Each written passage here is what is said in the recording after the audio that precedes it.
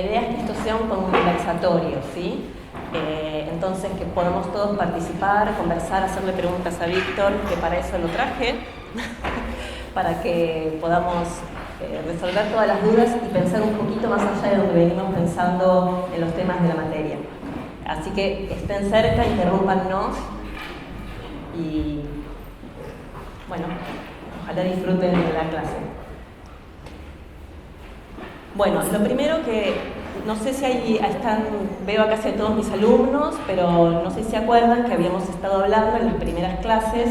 En la primera clase exploramos un poco el criterio de producción editorial desde la perspectiva de una actividad que es una actividad industrial, comercial y cultural a la vez. Y en la segunda clase estuvimos un poco profundizando en la idea tomada de Pierre Bourdieu, de la doble inscripción del libro, tanto como una mercancía como un objeto de significación. Lo que esto implica también en el campo editorial, que se jueguen las dos cosas. ¿Qué significa esto? Que cuando nosotros ponemos una publicación en el mundo, estamos haciendo un acto de intervención cultural, participando de una conversación dentro de la cultura y haciendo una propuesta de significación. Y al mismo tiempo, con lo que estamos trabajando es con un objeto que es una mercancía, que es un objeto físico, está sujeto a las vicisitudes de la materia y también a las vicisitudes de algo que hay que transportar, producir e incluso desechar. Comercializar, que tiene un costo, que ese costo no depende de la significación, etc. Y que hay que hacer público. Y que además hay que hacer público. No tenés el micrófono, no podés interrumpir hasta que no te dé la palabra. Y hoy lo interesante de esta conversación es sumar un concepto más, que es el concepto de ecosistema del libro. Por eso está Víctor acá. Víctor es el gran experto del Río de la Plata, diría, no me atrevo a decir de Latinoamérica, pero él Si sí me vas quiere. a cargar, me voy. Víctor es el gran experto en Latinoamérica acerca del ecosistema del libro en español. Ahora, vamos a trabajar un poco sobre qué significa ese concepto de ecosistema del libro. Y después vamos a conversar un poco sobre eso en Latinoamérica y los invitamos a hacer todas las preguntas que necesiten. La idea de ecosistema del libro es una idea relativamente nueva. Hasta hace unos años se hablaba de la industria editorial. El concepto de industria es un concepto que trabaja con determinados criterios, es decir, se mide sobre todo en términos económicos y de rendimiento. Y esta medida de valor sigue siendo muy importante porque marca la pujanza del sector. Pero a medida que se fueron profundizando los estudios editoriales, también se decidió cambiar este concepto y se empieza a utilizar de manera más frecuente la idea de ecosistema. ¿Por qué? Porque lo que el concepto nos presenta es un gran sistema de actores interrelacionados. ¿Se acuerdan que decíamos que el libro es un producto tanto físico, material y una mercancía como un producto de significación? De manera que hay una cantidad de actores involucrados en todo este juego de doble inscripción. ¿Quiénes son esos actores?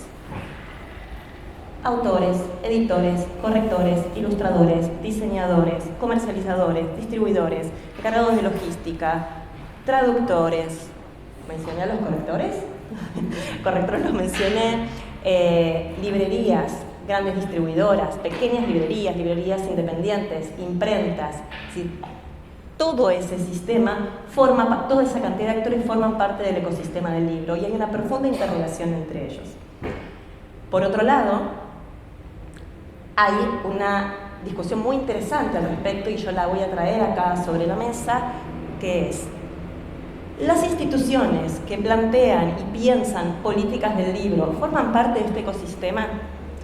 ¿La escuela, como gran actor, fomentador de la lectura o no, comprador de libros o no, forma parte del ecosistema del libro? Estos temas son temas de profunda discusión dentro de Latinoamérica y de mucho análisis constante, porque este ecosistema es muy dinámico, mueve un montón de actividad, profesiones y capital simbólico y capital económico al mismo tiempo. Entonces, cuando se piensa, y el ecosistema además está profundamente interrelacionado en toda Latinoamérica y al mismo tiempo tiene un montón de problemas, como que los libros no circulan. Entonces, de todo esto es lo que vamos a hablar ahora. Le voy a dar la palabra a Víctor a ver si quiere agregar algo sobre este concepto y ahora seguimos con las preguntas que tengo para él. y además te podés saludar. ¿Qué tal? Gracias por la invitación. Estoy completamente de acuerdo con todo lo que dijo Raquel. Un solo detalle como para no quedar tan hortiva y no decir nada. Para mí el cambio fundamental del concepto de industria al concepto de ecosistema es la interdependencia, es ser completamente consciente que hay una relación directa entre la prosperación de pequeñas editoriales con la prosperación de pequeñas librerías, con la prosperación de políticas públicas como la ley de precio único, y que si alguno de esos eslabones se afecta a todo. Después, por ejemplo, cuando hay una ley de precio único y prosperan las pequeñas librerías y prosperan las pequeñas editoriales, entonces aparecen más editoriales que hacen traducciones y se contratan más traductores latinoamericanos en vez de que las casas matrices contraten las traducciones en España y luego se adapten acá. Esto explicado así muy someramente.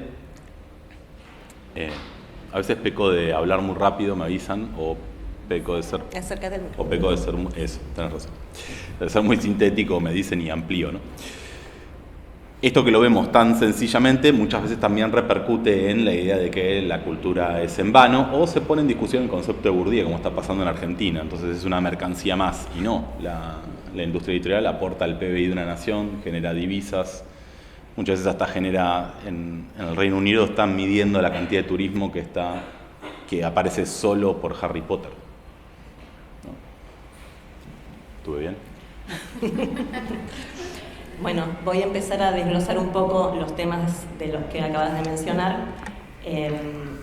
Voy a dejar el tema de las políticas del libro, la ley de precio único y las leyes de exoneración de impuestos un poco para el final, porque no forman parte de esto. Y lo que te voy a preguntar es si vos tenés algún tipo de hipótesis de progresión histórica de esta transformación del ecosistema. Sos recopada.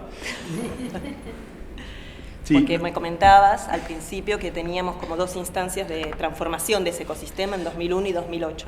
Sí.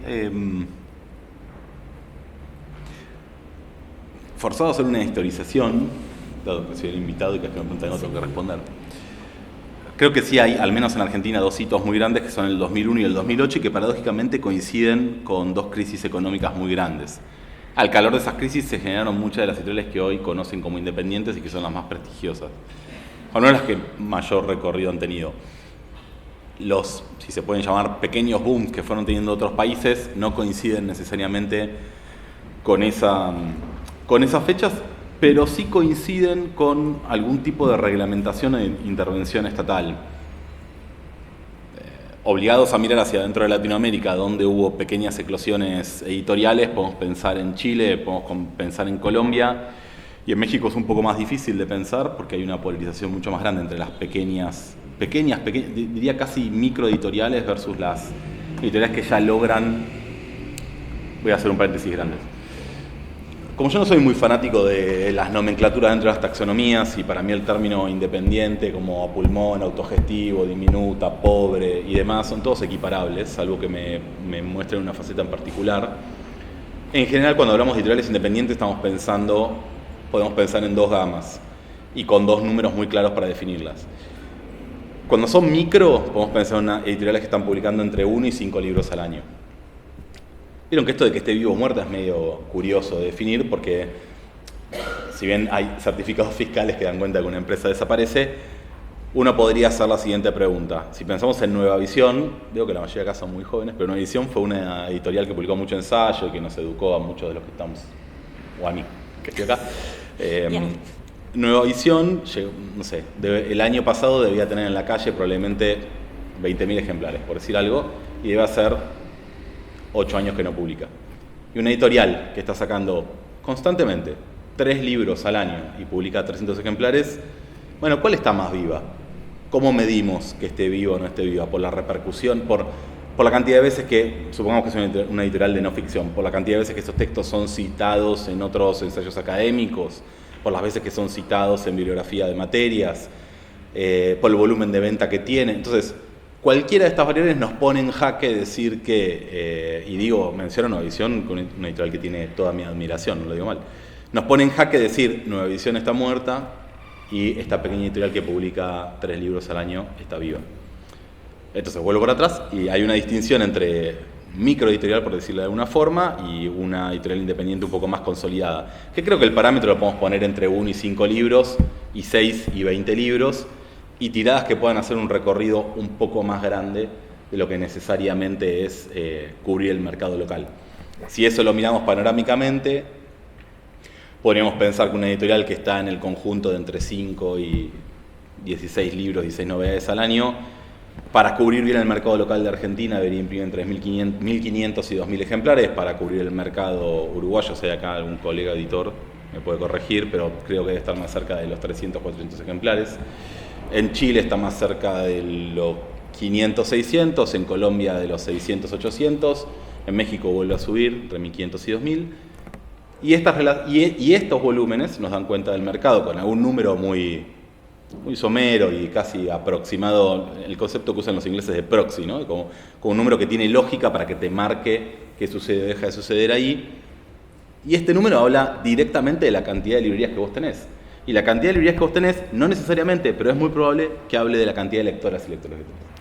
Muchas veces... ¿Te puedo interrumpir? ¿Podrías hacer una comparación para que se entienda bien? Dijimos, una editorial independiente, minúscula, pequeña, puede publicar entre 3 y 10 libros al año. ¿Cuánto publica una editorial que no nombrarías como independiente, una editorial de gran grupo? ¿Cuál es esa relación? Ahí es la gran discusión de qué es independiente y qué no es independiente. Pero imaginemos... los dos grandes grupos de Argentina publican entre 50 y 60 novedades por mes. Entre 50 y 60 novedades por mes. Por mes. Comparado con 10 libros al año de una editorial independiente, ¿no? Registren esta relación de fuerzas. Esos son números actuales. Exacto. Si te vas a España, las independientes publican... España es un mercado hipercompetitivo y entre las independientes deberíamos hacer algunas subdivisiones más, pero paradojalmente una editorial que quizás en Argentina está bien implantada y que tira 2.000 ejemplares, en España tira 400. Y se trata quizás de un autor reconocido, no, ¿por qué? Por la hipercompetencia que hay, porque me van a dar nombres propios, pero vos pensás en las 5 editoriales más importantes de independientes. Después nos podemos meter con el concepto de independientes. Españolas, y su tirada es muchísimo más grande que la necesaria para cubrir, porque hay otra apuesta de colocación, de difusión, porque hay un mercado latente ahí que es mucho más grande. O sea, ustedes háganse una idea, esto no son números que en realidad manejamos internamente de charlar con otros editores, pero no hay un ente que los agrupe, pero se suele decir que de cada 100 libros vendidos en español en el mundo, 50 se venden en España, 18 en México, 16 en Argentina, 5 en Colombia, entiéndanme, por Dios, encima queda grabado, ¿no? Es un aproximado para dar cuenta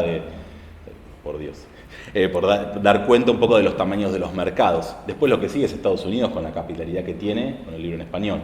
Y por eso también la Feria de Miami está haciendo ese esfuerzo en colocarse. Bien, voy a repetir algo que acabas de decir, que de 100 libros en español que se venden en el mundo, 50 en España, 16 en la Argentina, 18 en México antes. 18 en México. Y ahí además hay que ponderar que son poblaciones completamente distintas, ¿no? Está bien, antes de llegar a eso, ¿podríamos tratar de explicar un poco por qué? Vos dijiste, España es un mercado hipercompetitivo, México es un país enorme que duplica en población a España y sin embargo tienen esa diferencia. ¿Qué explicarías del ecosistema que hace que se genere esta diferencia? Sí. Libro físico, igual cuando te vas a otros formatos, no diría que es igual, porque hoy el audiolibro, la gran concentración. Lo que pasa que ahí tienes una gran diferencia, como España no sufre el contexto inflacionario que sufre la Argentina. De hecho, hasta no hace mucho, al lado del ISBN se imprimía el precio, ese nivel de no inflación. En audiolibros está completamente... Sí, lo que iba a decir con esto es que no siempre lo miden con ejemplares, a veces se mide en facturación.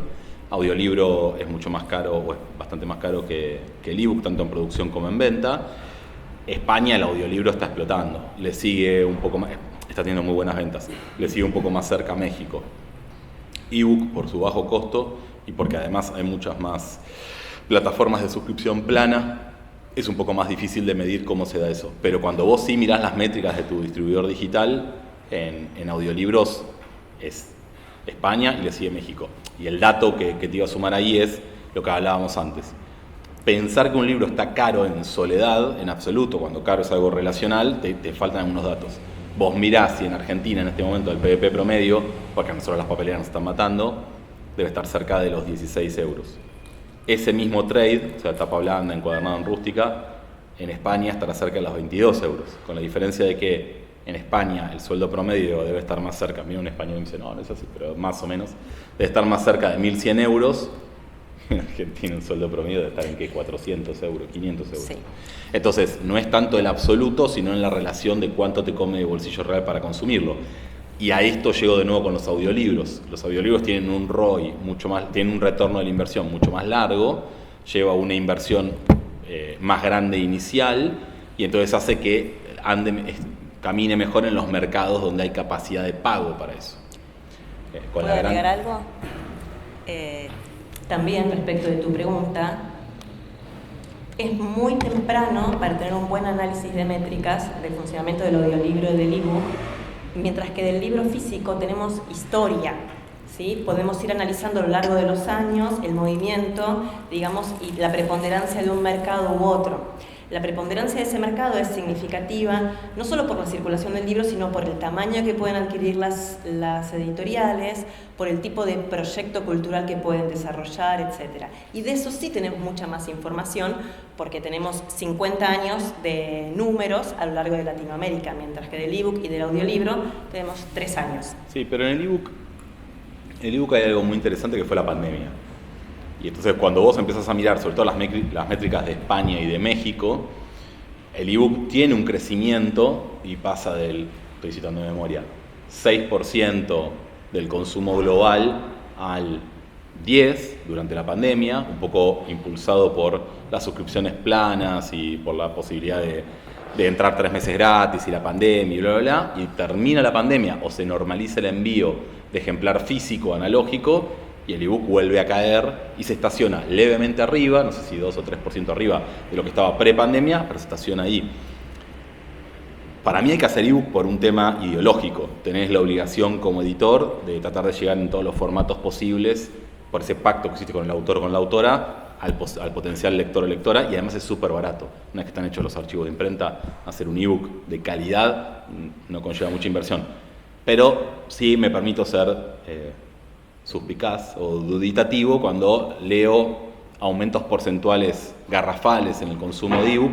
Por supuesto que hay lectores y lectoras que son híbridos, pero cuando vos después hablás con la gente que maneja las multinacionales, que tiene una métrica mucho más grande que la diminuta de Godot que la mueve el viento, y dicen, mirá, no representa el 18-17% de mi facturación, ni a palos, es mucho menos que eso. Entonces decís, bueno, si bien el ebook moralmente para mí hay que hacerlo, porque para una persona no vidente con un lector de pantalla tiene acceso ilimitado a información, para la gente mayor puede reventar la tipografía hasta el tamaño que le guste para leer en paz, etcétera, etcétera, tiene un lugar que ya se acomodó y que ni siquiera, porque otro tema que tenías en las sociedades latinas, suena recipallo esto, pero las sociedades latinas es el parque tecnológico, es decir, cuál es tu capacidad de acceso al e-reader. En sociedades avanzadas donde el e-reader es accesorio, lo compras en cualquier lado, digo, y es lo mismo comprarte un termo, tenés esa capacidad de acceso, no ha variado el consumo. Entonces decís, bueno, cuando nos decían a nosotros, por nosotros digo editor, 40 años de edad, nos decían a nosotros, ustedes son viejos, las nuevas generaciones leen en ebook, bueno, no, las nuevas generaciones leen en papel, leen en ebook la gente más grande y sobre todo con una facilidad de tamaño tipográfico. Está mezclado todo, pero me refiero a decir, esto se termina porque ustedes son viejos y no lo entienden. O cuando decían, esto es el futuro y el libro va a terminar, bueno, ya pasaron una buena cantidad de años, pasó una pandemia. El otro dato interesante de la pandemia es que, al menos en el mercado español, donde es más fácil acceder a las métricas, la venta de libro analógico a través de canal digital aumentó un 10% en el share tanto de librerías como de canales netamente digitales. Lo cual habla de un cambio en la forma de consumo del libro, porque el gran tema ahí es que en internet está todo, pero está todo lo que vos sabés que existe y vas a buscar. Hablábamos un rato con un compañero de Feliberto Hernández, yo soy fanático, empecé de los mejores escritores que tiene Latinoamérica. Vas a buscar las obras completas de Feliberto Hernández y están. Ahora, no está lo que vos sabés que no existe. Eso vos lo descubrís en la librería, a través de una curación. Entrás y decís, uy, un loco escribió un libro sobre la historia de la curiosidad. Si vos no te lo cruzás en la librería, no estaba. Entonces ese cambio en la forma de consumo y compra de los libros termina teniendo un impacto. Volvamos entonces. Por eso todo se relaciona. Volvamos a la pregunta entonces, que era, ¿qué podríamos plantear del ecosistema del libro, por ejemplo, que conoces bien en México, en Chile y en la Argentina, por ejemplo, librerías y circulación del libro, para explicar por qué la mitad de los libros que se venden en español se venden solo en la península? Y para un territorio y una cantidad de población tan dimensionalmente mayor, inventé alguna palabra, tenemos la diferencia de consumo. La verdad que no lo sé. Si alguien lo sabe me lo puede explicar. Pero voy a arriesgar una por favor, hipótesis de una trabajo. escena. Pero acércate el micrófono, por favor. Bueno, perdón. Claramente hubo una lucha de poderes entre los centros editoriales, que en los 70 estaba ganando Latinoamérica desde Buenos Aires y la Ciudad de México por la emigración que había de España. De hecho, editoriales que hoy fueron absorbidas por los grandes grupos, como Sudamericana o demás, son editoriales que fundan exiliados, editores exiliados españoles.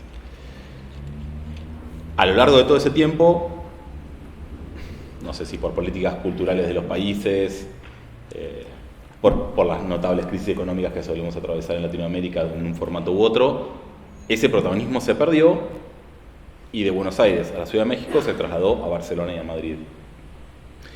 Además, el Estado español, a diferencia de al menos el Estado argentino, tuvo políticas de formación para sus editores y al día de hoy activamente paga impresiones, traducciones, viajes para los editores, porque cuando viaja un editor viaja todo un catálogo, cuando viaja un autor viajan solo sus libros.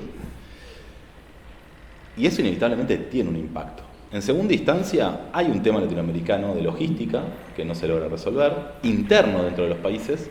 Pensá que, si bien otra vuelta se lo dije a un español, que España entra en Buenos Aires y me dijo, no, técnicamente no, faltan unos kilómetros, te sumo de regalo Entre Ríos y ya pasamos tu territorio y tenés más habitantes que todo en la Argentina condensados en el lugar.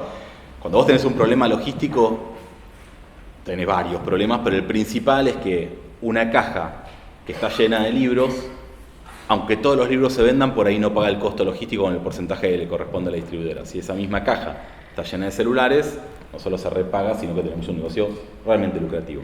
Cuando esa caja además tiene que recorrer de una punta a la otra del país, es todavía más caro. Si vos estás jugando en un país que es mucho más chico, territorialmente hablando, eso se empieza a solucionar de otra forma. Si además ese país tiene un desarrollo de infraestructura, donde hay trenes que van de un centro logístico al otro y transportan no solo libros, sino kilos y kilos de papas, entonces bueno, llegan cuando llegan. O hay políticas del correo nacional, donde dice, si el libro está solo, viaja a mitad de precio o viaja subsidiado. Bueno, esas cosas empiezan a jugar. Después, por otro lado, España fue una de las naciones de rápidamente implementar la ley de precio único, que es también llamada como la ley Lang, en honor a Jacques Lang, que fue el ministro francés, que fue uno de los primeros que empezó a mirar qué pasaba con el ecosistema del libro francés y con esta lógica de ecosistema, y se dio cuenta que las librerías eran muy vulnerables y entre otras tomó varias medidas, que entre una de ellas era el precio de venta al público de un libro va a ser el mismo en cualquier local o cualquier librería. ¿Por qué? Porque lo que venía pasando en ese momento, paradójicamente con la FNAC, hoy lo podríamos pensar que son los supermercados atrás a como un par de 10 años. Hoy el tema es Amazon, ¿no? Lo que solía pasar es lo siguiente. Para mí es un tema apasionante, así que los voy a aburrir muchísimo.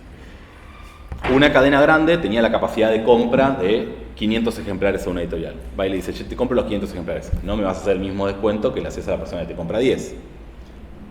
Y tenés razón, va a ser una sola factura, un solo cheque, la verdad te hago más descuento. Bueno, esta conversación que se da tan amablemente en este roleplaying... ¿Puedo hacer una intervención? Voy a hacer una aclaración. ¿Se acuerdan que nosotros hablamos en la primera clase sobre cómo circula el libro y que el libro tiene un precio de tapa y que ese precio de tapa no es el mismo al que le llega al librero? Es decir, ese precio de tapa es el precio al que lo compra el lector y el librero lo compra con un descuento significativo porque de ahí se queda con su rentabilidad. Además hay otro intermediario que es el distribuidor. Entonces, tenemos todo un sistema de descuentos encadenado para que lleguemos al precio de tapa. Entonces, lo que Víctor plantea es que una gran librería o una cadena de librerías pueden pedirle al editor un descuento mucho mayor y con eso lograr una rentabilidad mayor sobre el libro. Sí, que perdón, abrí un montón de paréntesis. A grandes rasgos era para decir que, ahora vuelvo a la ley de precio único. pero que España, imponiendo esa ley de precio único, que en México hoy está en 36 meses y después en Latinoamérica, salvo por Argentina, no registra otro país que lo tenga, hizo proliferar las pequeñas librerías, lo cual hizo proliferar las pequeñas editoriales, and so on, diría Gigi.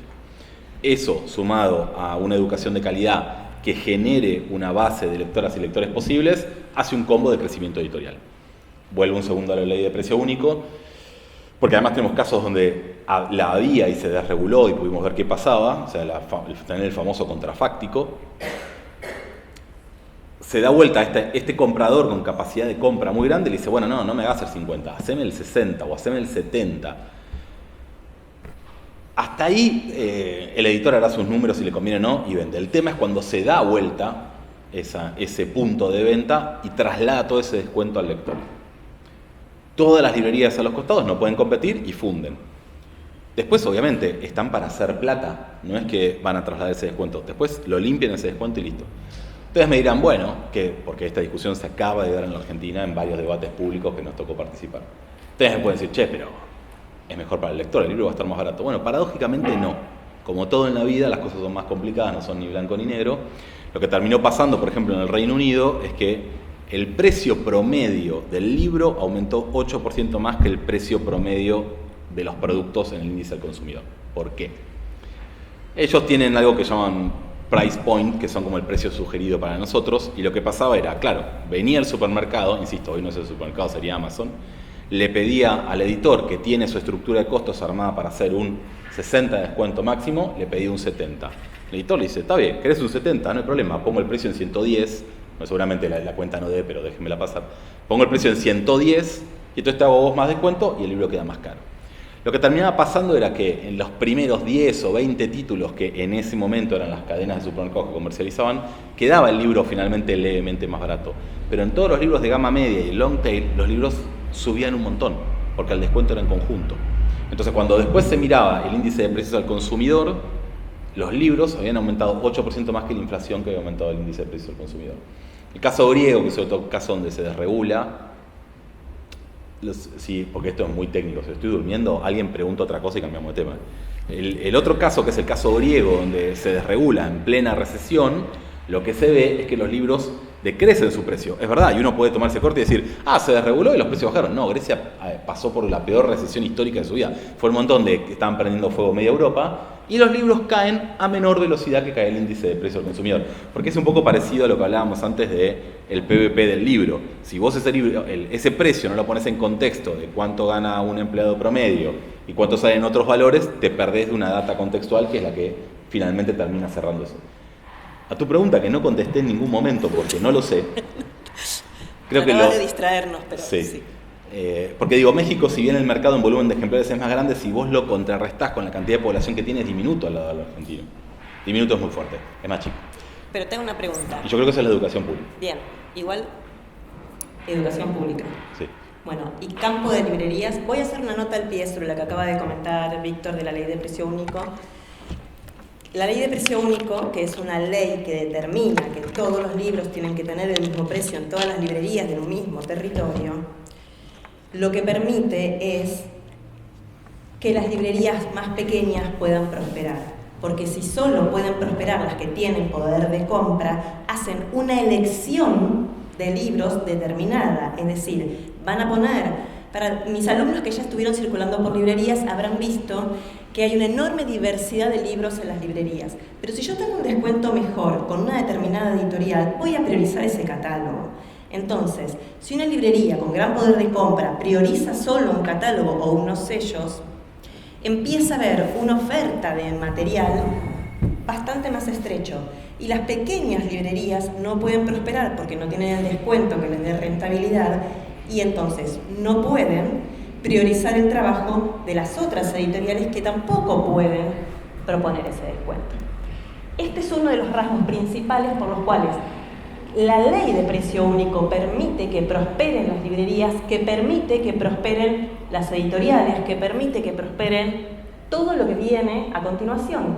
Imprentas, correctores, autores, editores, ilustradores, diseñadores, especialistas en lectura, promotores de la lectura, etc. Entonces, acá lo que está contando Víctor es una política pública de precio de precio. Fíjense que no es una política pública de lectura.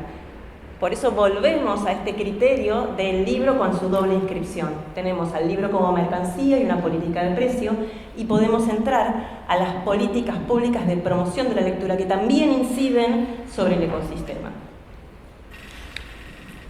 Hay un tema que parece inesperado también de cuando se levantó la ley de precio único, y creo que lo comentaba en uno de los informes de la Oficina de Comercio Justo de UK, el que era presidente de HarperCollins en ese momento, que hablaba de una, la palabra nunca la pronuncio bien, bestsellerización de los catálogos. Porque cuando vos tenés un jugador que puede comprar una tirada entera, es muy tentador agarrar y empezar a producir según el gusto de ese jugador.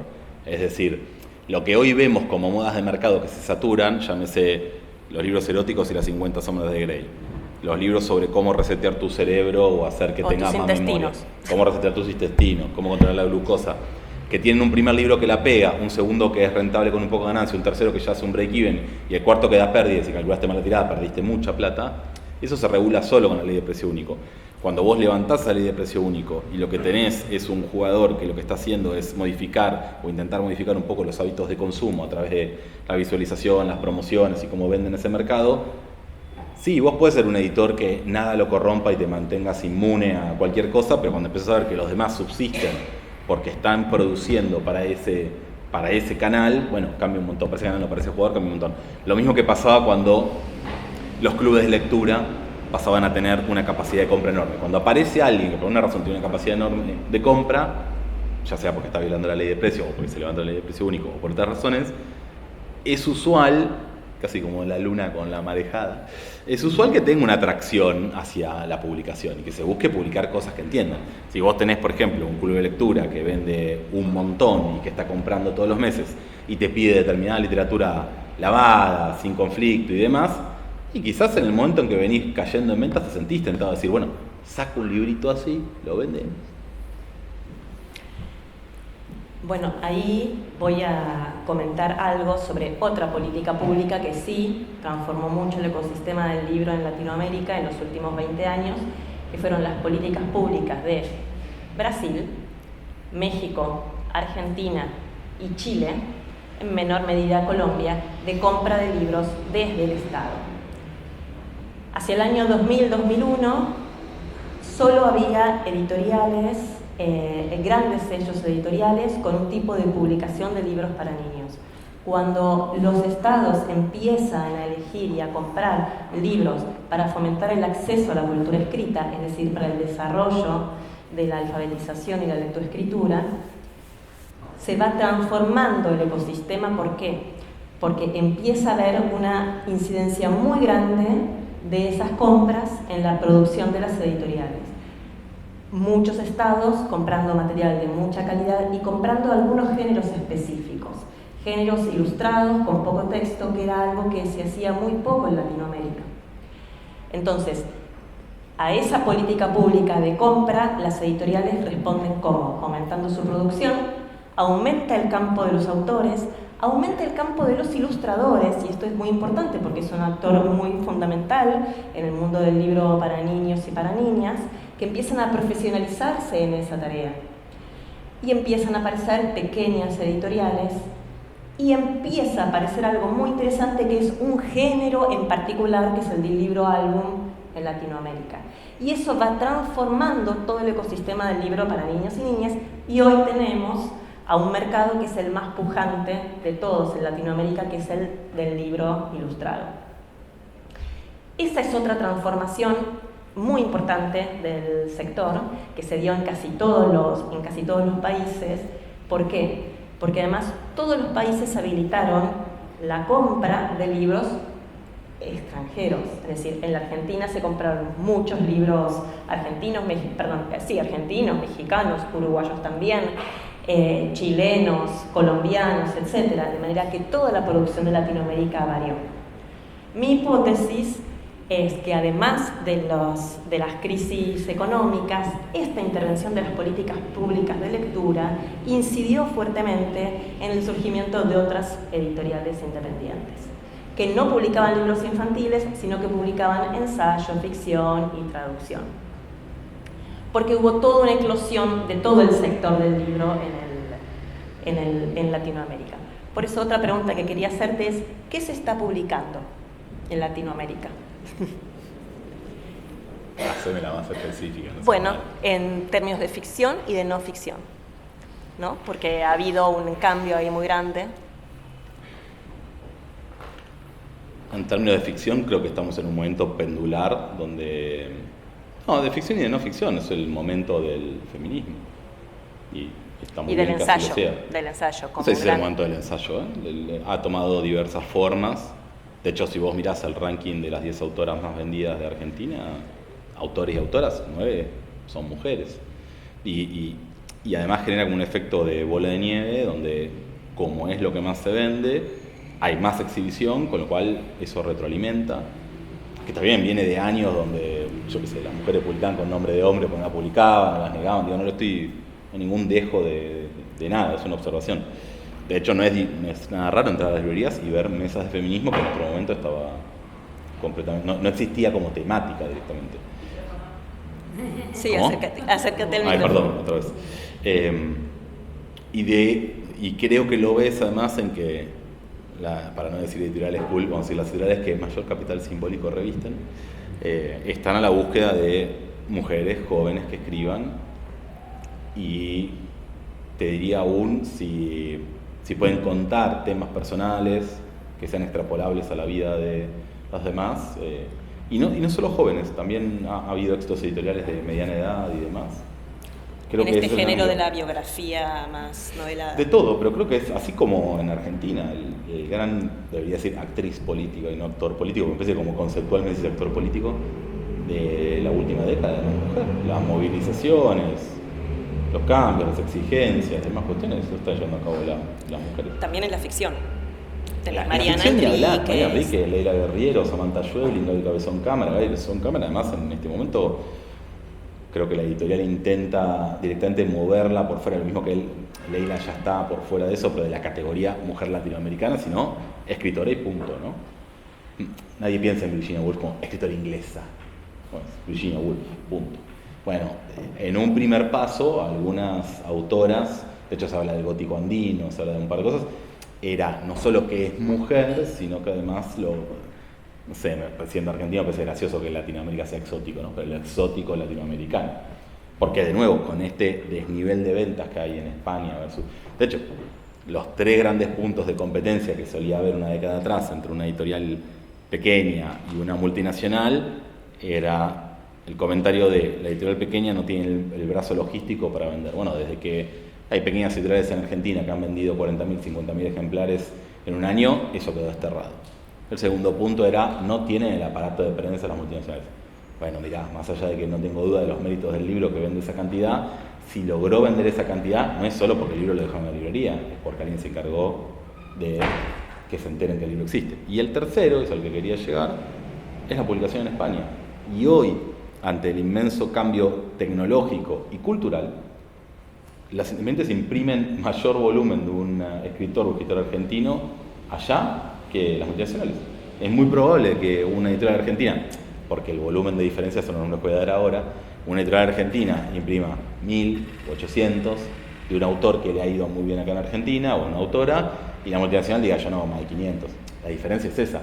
Pero en su momento era, ustedes no llegan. Esos 3 quedan desterrados. El problema que tienen ahora las independientes es cómo pelean los adelantos cuando están compitiendo con una multinacional que su bolsillo lo tiene en otra divisa.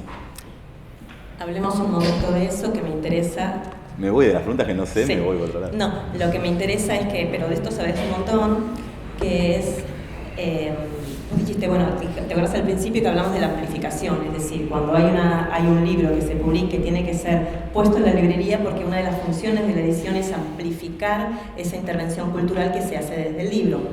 Entonces, hablamos de lo que hacen las independientes y decía, ¿por qué? Te lo repregunto.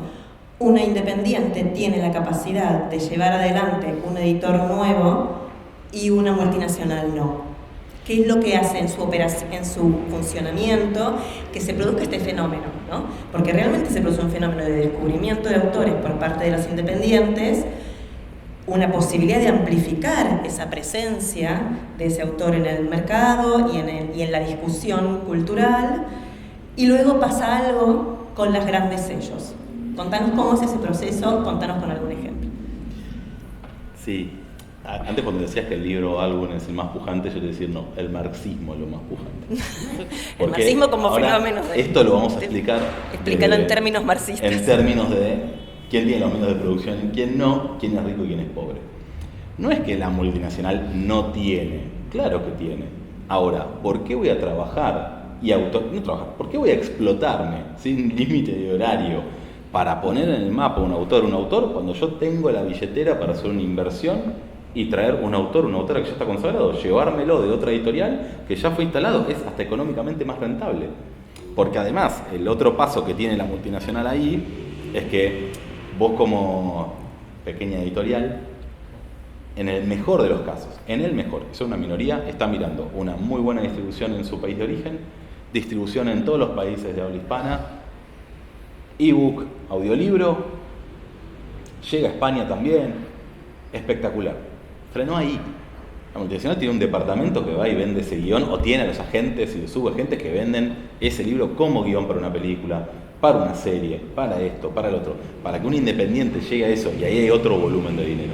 Entonces empiezan a tallar un montón de otros negocios, con además, si una multinacional se lleva a una autora de prestigio que en su primer libro vendió un montón, y se la lleva a España, se la lleva para toda Latinoamérica en su segunda novela, y en España tiene un equipo de prensa. No hay muchas independientes que estén radicadas en Argentina, tiene un equipo de prensa en México, en Colombia y en España. Entonces, eso que vos sacabas en Argentina con una tirada de 2.000, 3.000 ejemplares, lo vendías re bien, exportabas 300 a Colombia, hacías una pequeña impresión local, y al final dice, ¿es esta la apuesta? Que no es una apuesta, y pone el equipo a laburar en eso.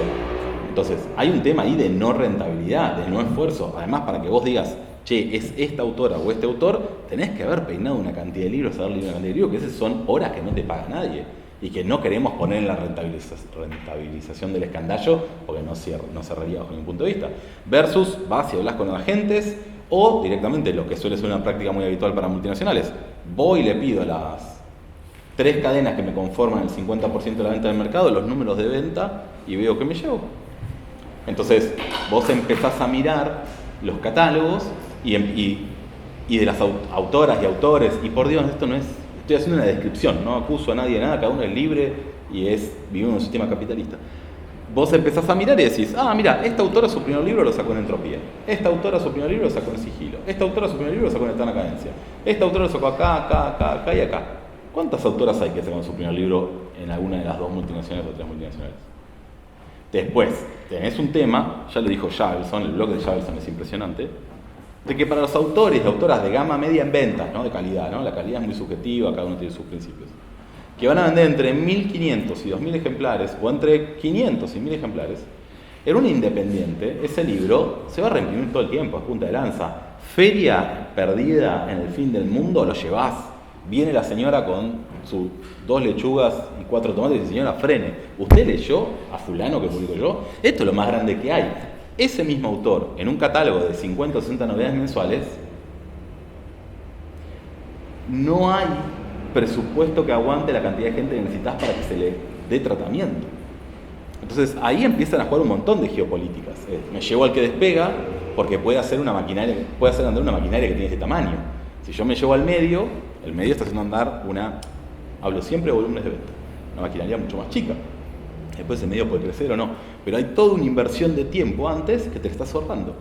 Entonces no es que la multi no pueda, es que la multi es más eficiente. Y después, la independiente es un proyecto de vida. Vos te haces editor o editor independiente, vas a cargar cajas toda tu vida. Sí. Sí. Respecto a eso, justo realizaba una tarea. Ayer visité una librería muy especializada en libros infantiles ilustrados, y me enteré de un concepto nuevo que es librería de fondo, maneja todo el catálogo de una editorial seleccionada y tiene un instante que es apoyamos a los escritores independientes. Entonces, y lo que me decía la librera era que había un músico uruguayo que estaba escribiendo, llevaba sus libros, o sea, hacía él, todo. Y después se terminaban cansando, cuando decía eso de voy a cargar las cartas. Se terminaban cansando porque tenía que hacer todo, visitar las librerías, ofrecerlo, movilizarse, y terminaban en una editorial en el mejor caso de que los presentaran. Claro, si es, respondo yo, respondo Sí, tú. no, Hay varias cosas. Concepto nuevo que es de fondo es más viejo que la injusticia. El fondo. para ella. Ah, perdón. Pensé que la tía te había dicho, che, yo estoy laburando con un concepto nuevo, que es manejar el fondo. No, de hecho, para que te des una idea, cuando vos hablás con los gerentes de venta de las principales cadenas. Se terminaban cansando de gestionarse ellos todo. Sí, claro, y para la librería también es un perno, porque a la librería le sirve el distribuidor, entre otras razones, porque es una persona con la que dialoga para tener, después vamos a tener ese tema, distribuidoras que tienen 5 o 6 sellos, distribuidoras que tienen 80 sellos.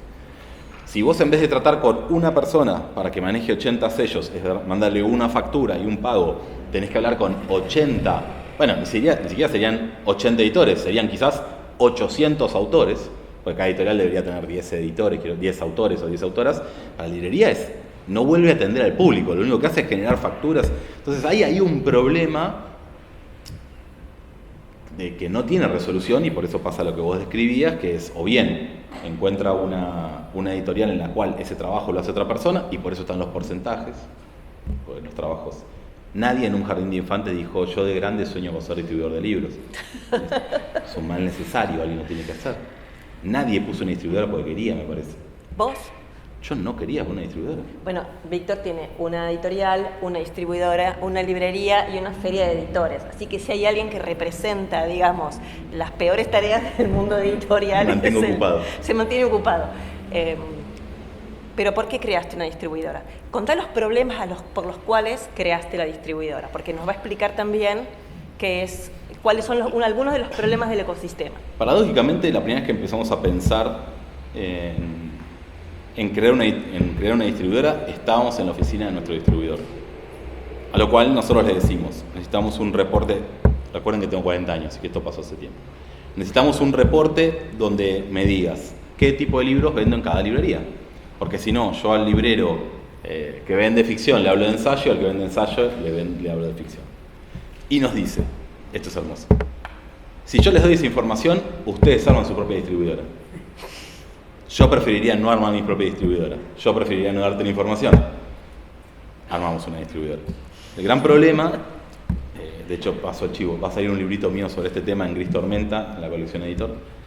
El gran problema que creo que está cambiando ahora y que ves ejemplos tanto en Argentina, en Chile, en Colombia, en México, es que había un formato de distribuidora que es lo que nosotros llamamos de perdigones, es decir, disparaban, se salían un montón de balas y alguna le pegaba alguna presa, y por esto me refiero a salían un montón de títulos a la calle y alguno pegaba y vendía de verdad y pagaba la fiesta de todos los demás. ¿Por qué digo pagaba esto en contraposición a las que están surgiendo ahora de 4 o 5 sellos? ¿Por qué digo paga la fiesta? La distribución en ese sentido es un negocio raro. ¿Por qué? Yo soy el distribuidor. Me llegan libros de una editorial. Yo le estoy pagando a la persona que recibe esos libros. Le estoy pagando a la persona que los va a ingresar en el sistema. Le estoy pagando a la persona que va a recorrer las librerías y va a contar que esos libros están buenísimos y que si no los tenés te estás perdiendo de todo en la vida. Le estoy pagando a la persona que va a armar las cajas y va a enviar los remitos. Le estoy pagando a la logística que va a enviar esos libros a todas las librerías. Y después yo solo voy a generar ganancias de los que se vendieron. Todos los demás van a volver y van a haber sido gasto. Y yo invertí de la misma forma en ambos, en el que se vende y el que no se vende. Cuando estas distribuidoras de sistema más de perdigones vieron que los libros que más vendían menos, y acá es una teoría que venimos laburando todos los editores, que es la pugna no es con otro libro, es por el tiempo ocioso de la gente. Lo que destruyó los diarios gratuitos fue el Candy Crush y WhatsApp, no fue otro diario gratuito.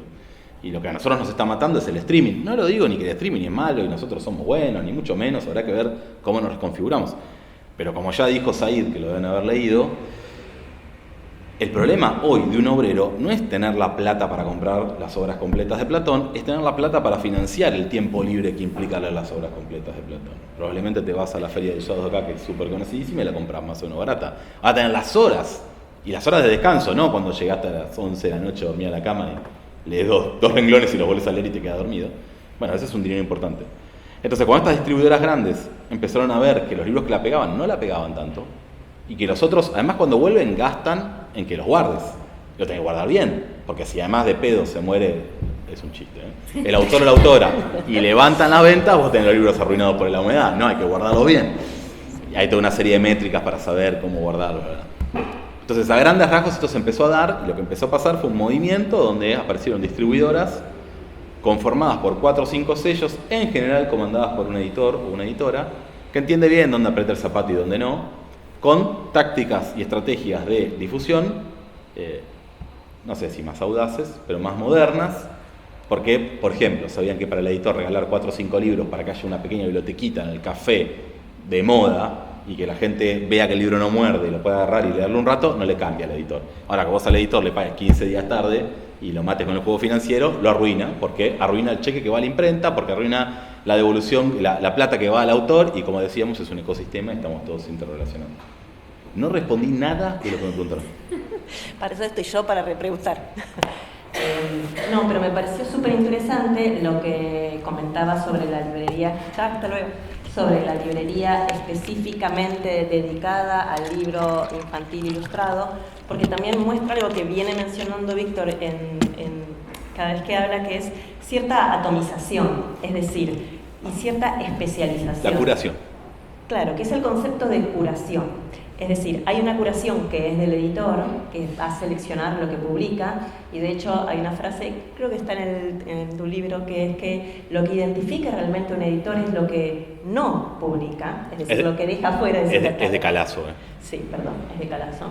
Ya lo vamos a leer en la materia. Pero hay una curación que primero es del editor, y esta curación funciona mejor cuando hay una curación de las librerías, es decir, hay un librero que está ordenando, organizando y seleccionando e identificando a su público. Esa tarea de identificar a su público es una tarea que en el ecosistema del libro es muy compleja, muy costosa, y que la verdad es que donde hay logro y éxito, recuerden que el éxito es continuidad, no una locura, es continuidad, es que el negocio del libro puede seguir, es donde hay una buena identificación del lector, o sea, donde ese criterio curatorial se encontró con el lector. Y esa es la tarea principal del editor. Y por eso es tan complejo en el ecosistema latinoamericano evaluar qué es lo que está pasando ahí. Hay una enorme bibliodiversidad, que es decir, una enorme diversidad. Hay editoriales que publican ciencia ficción coreana, ¿no? O poesía coreana, editoriales que publican sobre barcos. Vuelvo a nuestro ejemplo de los barcos una y otra vez, sí, barcos del Río de la Plata. Hay muchas editoriales que publican traducción, pero no es cualquier traducción, es traducción específica de autores de tal lugar, etc. Eso es una profunda bibliodiversidad. Si no hay librerías que puedan darle lugar a esa bibliodiversidad haciendo su propia curaduría, no hay espacio para ese editor. Eso es lo que va mostrando el concepto de ecosistema. Pero hay un tema más con la curación. Por favor. Perdón, un tema más. La curación no solo es excelencia, es supervivencia. Si vos como editor, siendo diminuto, lo digo con el amor del mundo, mi editorial es diminuta, siendo diminuto, vas a publicar lo mismo que publica la multinacional, con un cuarto del músculo que tiene, y pensás que con eso vas a sobrevivir, tu error es garrafal. Y le pasa lo mismo a la librería. Si la librería va a tener los exactos mismos libros que tiene una cadena, que tiene un club de descuento, con una tarjeta de no sé qué, que además cuando se lo regalás a alguien, si no le gusta lo puede cambiar en cualquier sucursal, y vas a competir con los mismos libros, y si encima no hay ley del precio único, bueno, ni hablar, olvídate. ¿Podés desarrollar la metáfora del músculo? Acabas de decir, acabas de decir, una multinacional tiene mucho más músculo que una pequeña editorial. Bueno, a ver, en general se habla esta es como la diferencia entre los libros de negocios y la vida real de una editorial. ¿Qué inversión inicial? Ninguna. Arrancamos la editorial con 2 pesos. ¿Se acuerdan que cuando ustedes hicieron el ejercicio de pensar un libro y dijeron, primero vamos a imaginar hacer un estudio de mercado para evaluar si hay un lector para este material? Eso no existe en el campo editorial, ¿no? O en una editorial se me ocurre que es muy, muy, muy grande. Lo que suele pasar es que del presupuesto del escandallo el 3 o el 5% se adjudica marketing. Eso en una editorial pequeña no existe. dependiendo del tamaño de la tirada, ese 3 o 5% puede ser muy grande. Y entonces hay un equipo de marketing mirando eso, en una multinacional, por ejemplo. Entonces, claro, capaz sale el libro nuevo de un psicoanalista y mandan a plotear los colectivos. O el volumen de pauta, vos estás orgulloso poniendo 2 pesos en Instagram para que cada tanto tu mamá vea el aviso y salen a poner un nivel de pauta que le llega a todo el mundo. Eso es un músculo. Es como la capacidad, por ejemplo, suponete que una cadena tiene un ranking de venta que es importante y que mira todo el mundo, incluso los autores, porque la captación de autoras y de autores también es un tema. Y en ese ranking, por más que estés vendiendo bien, si en el depósito no quedan N ejemplares, te sacan del ranking. Y capaz son 20 ejemplares. Es un tema de funcionamiento y practicidad que tiene sus reglas detrás. Si vos no sabés eso, que es parte de la inteligencia del músculo logístico, y después no tenés la posibilidad de surtirlo y demás, te comes un quiebre de stock en la venta digital de esa cadena por una boludez.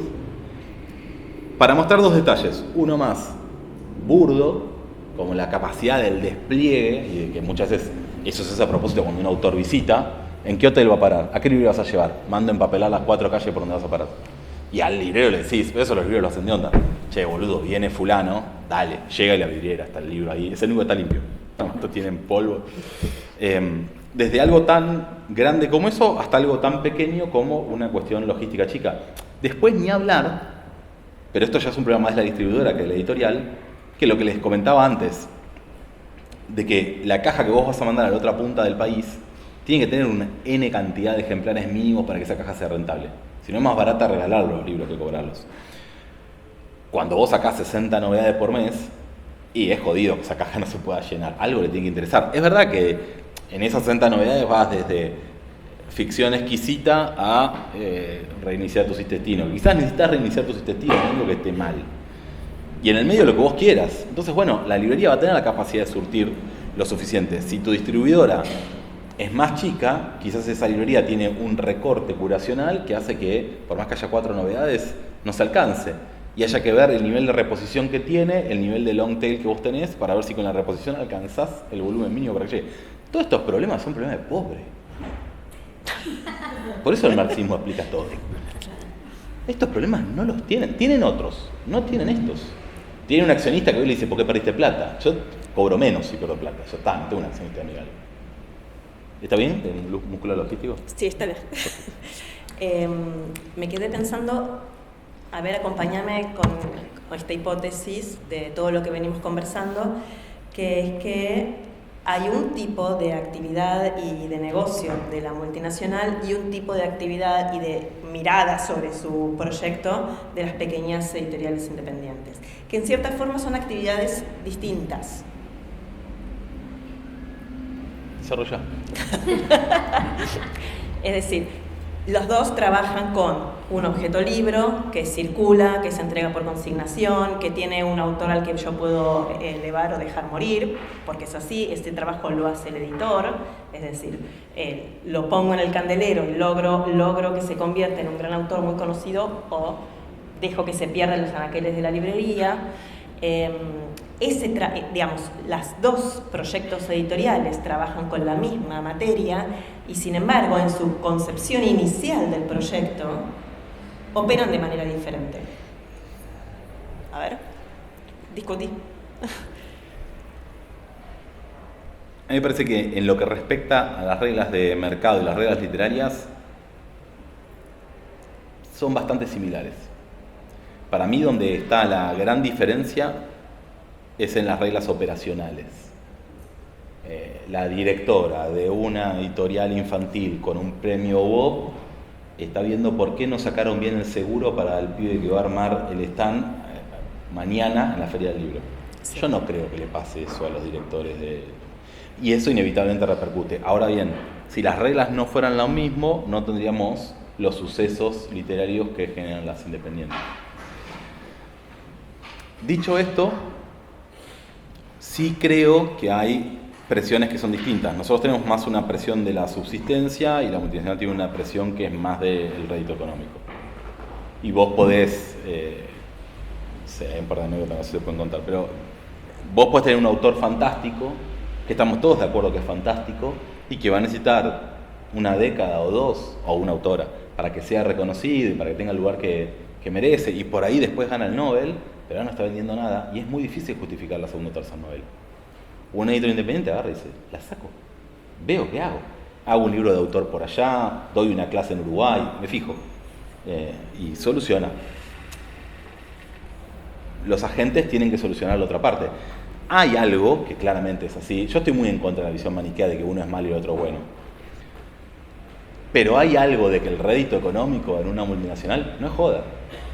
De hecho, lo que comentábamos antes de que es más fácil apostar a los seguros, porque también hay muchos que son puestos. Y es una persona que mantiene una familia y que vive, no digo que los editores independientes no lo hagamos, pero que es preferible no arruinarla en demasía, arruinarla poquito y pegarla poquito, a tratar de hacer algo súper disparatado, o aparecen las excepciones, y por eso hay nombres de editores que se nos vienen a la mente, que han hecho grandes cosas dentro de las grandes, y después hay independientes que son súper conservadores, y que hasta tienen una fortuna familiar detrás, y su catálogo es súper conservador. Pero en general, líneas generales, la lógica que prevalece en una multinacional es de una explicación de rendimiento financiero a final del año. Y por eso el ajuste mayúsculo que vemos en las tiradas es porque es el gran detonante de que el libro no cierre. Entonces hoy vos estás viendo que es preferible tener optimizado el lado técnico, estar conectado a una imprenta, tener una exclusividad de una imprenta para poder reimprimir, y de hecho las multi ya están conectadas a las librerías en varios de los países importantes y saben día a día cómo viene la progresión y pueden reimprimir sin quiebre de stock. Y ya no existe más salir con 50.000 ejemplares. Yo creo que ya ni de un libro, no sé, invento, pongo un nombre figurado, no guarda relación con la realidad. La nueva novela de Isabel Allende, o de García Márquez, que va a salir, sin importar que sea de Penguin o no sea de Penguin, digo, podría ser cualquier multinacional, ya no necesita hacer 50.000 ejemplares. Siendo la nueva novela de García Márquez, seguramente hagan 15 o 20 o 25. En otro momento quizás eran 150.000, porque si no, ¿cómo hago la pila, como surto, la vidriera, la exhibición especial? ¿Es esto? ¿Lo vendés? Yo me entero hoy a la noche cuánto vendiste. Meto una imprenta mañana. Hice tampoco hice 5, hice 30.000 o 40.000, no tengo ni idea de cuántos son, pero sé que no son 100, como eran antes. No respondí, Sí, un poco más, sí. Bueno, sí, igual estamos de acuerdo en que las grandes editoriales y las multis también operan dentro del ecosistema, ofreciendo esos puestos de trabajo, la profesionalización de los actores, etc. Entonces, estamos de acuerdo en que tienen una concepción distinta. Creo que sí me contestaste la hipótesis diciendo en unos opera el criterio de rendimiento económico y en otros ¿qué operaría? La calidad. Bueno, la calidad o tal vez la percepción subjetiva como más del alto editor, estándar, ¿no? Como el bien último. Digo, si vos pones un independiente, con todo lo que va a implicar, no, está bien, pero que tu nivel de calidad sea bajo no quiere decir que no opere. Ah, es por como, supuesto, que como opere en Bourdieu tu te diría subjetividad. que para vos el de él sea mal gusto, no quiere decir que él no tenga gusto, es un gusto de clase. Sí, Y esto es lo mismo. sí. Por eso la discusión interna de las independientes entre la profesionalización sí o no, porque piensan que profesionalizarse es entrar en una lógica de multinacional. Y para mí la independencia tiene mucho más que ver con la forma de relacionarnos y no trazar... ¿Se escucha igual, no? ¿Se habla así? No, ¿no tanto? No se escucha. Hay mucho. La independencia tiene mucho más que ver con la forma de relacionarte con socios estratégicos, proveedores y demás, que no sea extorsiva, que no sea condicionante, etcétera, etcétera, que con si tu diseño es disruptivo, ¿no? Porque si no, independiente termina siendo todo lo que no es Planeta y Penguin, es más complejo. Sí. Una duda, ¿cómo se mide la calidad? Nos Gracias, retiramos Juan. todos. ¿Qué es la calidad para vos? No sé, es una duda que tengo. Vos como lectora. Pero para vos, ¿qué es la calidad? Tus criterios. Cuando vos como ves un libro lectora. decís, es de calidad, ¿qué Yo ves? asocio la calidad del libro con el autor. Exclusivamente. Bueno, en mi caso, capaz que sí. Pero cuando ves erratas, falsos amigos en la traducción, ¿no te baja la calidad? Por más que sea, bueno, no vamos a ir a Beckett porque lo editamos nosotros a Beckett. Pero por más que sea un premio Nobel, cuando vos ves que la traducción... O que hay un demasiado pequeño el interlineado y no lo lees bien. Claro, pero me da la sensación, si yo voy a una librería y no sé, no lo leí al libro, ¿cómo se traduce la calidad del libro? No sé, tampoco no soy clara con la pregunta. Trabajémoslo hasta que salga. Claro, me parece un tema muy interesante, por eso nos levantamos todos, porque hay un montón de criterios, sí. Es muy complejo y no se puede guiar solo por el autor, porque puedes tener un libro excelente, pero si tiene una mala traducción, la edición está mal, las imágenes son horribles, el que hizo el arte, no sé, es feo, o sea, me parece mucho. Estoy completamente de acuerdo, ahí lo empezamos a ver. Hay una diferencia entre la edición y el texto original. Por eso, como dice Diego, los autores no escriben libros, escriben textos. Los libros los hacemos los editores. Y ahí lo que empezás a mirar es, pensá en la autora de mayor venta acá, no digamos el nombre, no importa quién es. Debes tener un amigo o una amiga que te dice que es espectacular y otro que dice, yo no puedo creer que la sociedad esté leyendo esto. Hay un tema de criterios de calidad que es súper personal.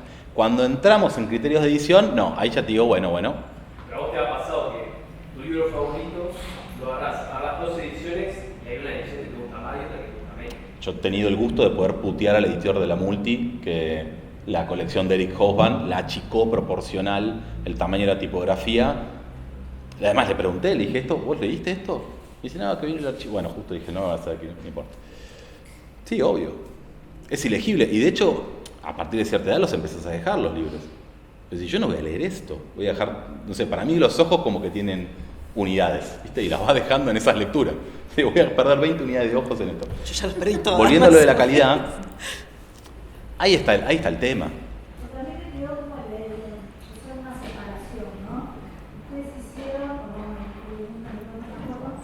el diferencial entre una multinacional y Exacto. una editorial independiente y la calidad. Es porque lo que dice el compañero, si vos sacás 60 novedades por mes o 50 novedades por mes, el equipo que vos tenés que tener para que eso lo revisen exhaustivamente es completamente deficitario. Entonces hay cosas que, insisto, no todas las multis son iguales. Y no todos los sellos dentro de las multis son iguales y no todos los sellos son iguales. Ahora, yo veo tendencias. Entonces, por ejemplo, perdón que sea autorreferencial, es mucho más crítico si me preguntan por los errores que por los aciertos, y tenemos muchos más errores que aciertos. Pero Godot desde hace varios años tiene un corrector, le decimos corrector ciego, no lee en braille por supuesto, que nunca vio el libro y ve los archivos de imprenta. Y ya sabe que tiene 48 horas o demás. Es una persona que no vio el libro, o sea, la primera traducción la leyó Hernán, quizás yo leí el original. Después otro corrector vio ya galerado el libro. Pasamos los cambios, lo volvió a leer, dijimos, lo leímos nosotros, está para imprenta, o sea, mirate lo que te estoy hablando. ¿Va a entrar a imprenta? Sí, va acá. Y se le manda a un corrector que no vio nunca el libro. Algo siempre encuentra. Y ya somos como 4 boludos los que vimos el libro y no lo vimos. Eso es tiempo y plata. Y cuando te digo tiempo es 2 veces plata, ¿no? Pero es tiempo y plata. Bueno, eso es porque quiero creer que tengo una lectora, un lector tipo que disfruta un libro sin esas erratas. Y que después, cuando este capital simbólico que hablábamos de Calazo en su momento, de la marca del editor, que es la marca de la colección, cuando viene un libro nuevo Godot, que Godot además yo me autoconvenzo de que publica cosas originales, me dice, mirá esto que publicaron, bueno, pero si lo publicaron estos pibes debe ser bueno. También me convenzo de que somos unos pibes. Eso vos lo construís a lo largo de muchos libros y lo perdés en uno mal editado. Porque el libro de entrada, si bien tenés marcado cuáles son los libros de entrada a tu catálogo, porque hay libros que necesitan mucho intertexto y libros que abren catálogo, si fue que sea un lector más prolífero y demás y entró por un libro de los que es duro, está todo bien, está bien corregido. Entró por un libro que habías corregido mal y entró y rebotó. Y puede pasar que un lector o una lectora lea un libro con errores y si no los vea, pero ese es el mismo que tampoco te va a castigar si los ve, no los ve, etcétera, etcétera. En cambio, para mí los que me preocupan son los del núcleo duro, porque son un poco tus embajadores de marca. Son esos amigos o amigas que hacen referencias a terceros, hacen recomendaciones. Entonces, volviéndolo de la calidad, un poco yo quería que salga acá en la conversación, una cosa es el texto, y sobre eso es muy difícil establecer calidad. Digo, lo que para mí es el mejor novelista de todos los tiempos de Argentina, que es Juan José Saer, me lo ponen de pie, para otros es aburrido. Y para mí no hay con qué darle. Juan José Saer. Juan José Saer. Saer. Lo mejor que dio la Argentina. Nada, Ropiña. Para otros es aburrido. Pero lo que vos sí podés ver siempre y podés medir con parámetros muy claros es la calidad de la edición. Y para eso hay criterios Esta vez respondí. clarísimos. Respondiste increíblemente. Hagan preguntas ustedes porque se ve que las puede responder mejor que las ustedes la mías. respondo. Claro. Sí. La editorial, hablando de la calidad o de cuando busca dentro de un género, busca autores que salgan que subviertan el género de ciencia ficción, busca algo que se salga o siempre buscan, o sea, capaz que hacen las dos cosas probablemente, pero buscan con los géneros que hacen. Vos preguntás en nuestra editorial. Sí, en cualquiera. Depende un montón de la editorial. Ahí hay editoriales que no se quieren seguir del género y que publican en torno a un género. A mí cada vez más me interesan los civilizados. Nosotros venimos de publicar mucho más académico, después pasamos a un ensayo más de divulgación y hoy estamos merodeando por una serie de zonas que quizás a alguien lo lee y le parece todo lo mismo, para mí tienen reglas muy claras. Y hoy estoy mucho más abierto a leer ensayos. No sé, yo antes, hace 10 años atrás, un ensayo que arrancaba contando una anécdota personal me parecía poco serio, así de boludo. Hoy me parece divertidísimo y me encantan esos ensayos. Creo que hay algo de que no sé cuál es el huevo y cuál es la gallina, pero que con la publicación, debe haber seguro gente que sabe más que yo de tipografía acá en la sala, pero me quedó mucho de un librito de un fulano que se llama Simon y que el libro se llama Este es mi tipo, que él cuenta que la tipografía más legible es la que más se lee. Claro, empieza una bola. ¿Por qué todos cuando hablamos de la tipografía más legible decimos Garamond, Caslon, Times New Roman? Son las que más se leen. El ojo se acostumbra y la lee. Con el género siento que pasa algo similar. Tiene una retería. Sí. Con el género siento que pasa algo similar. Se van acomodando los gustos. Lo que hace 5 años atrás en Argentina era defenestrado, como el biodrama, como cierto ensayo no ficcional, pero muy propio, no sé qué. Hoy ya el que sale a criticar eso le gritan viejo meado, le dicen de todo. Entonces, depende mucho de tu catálogo. No, viejo meado dicen los jóvenes.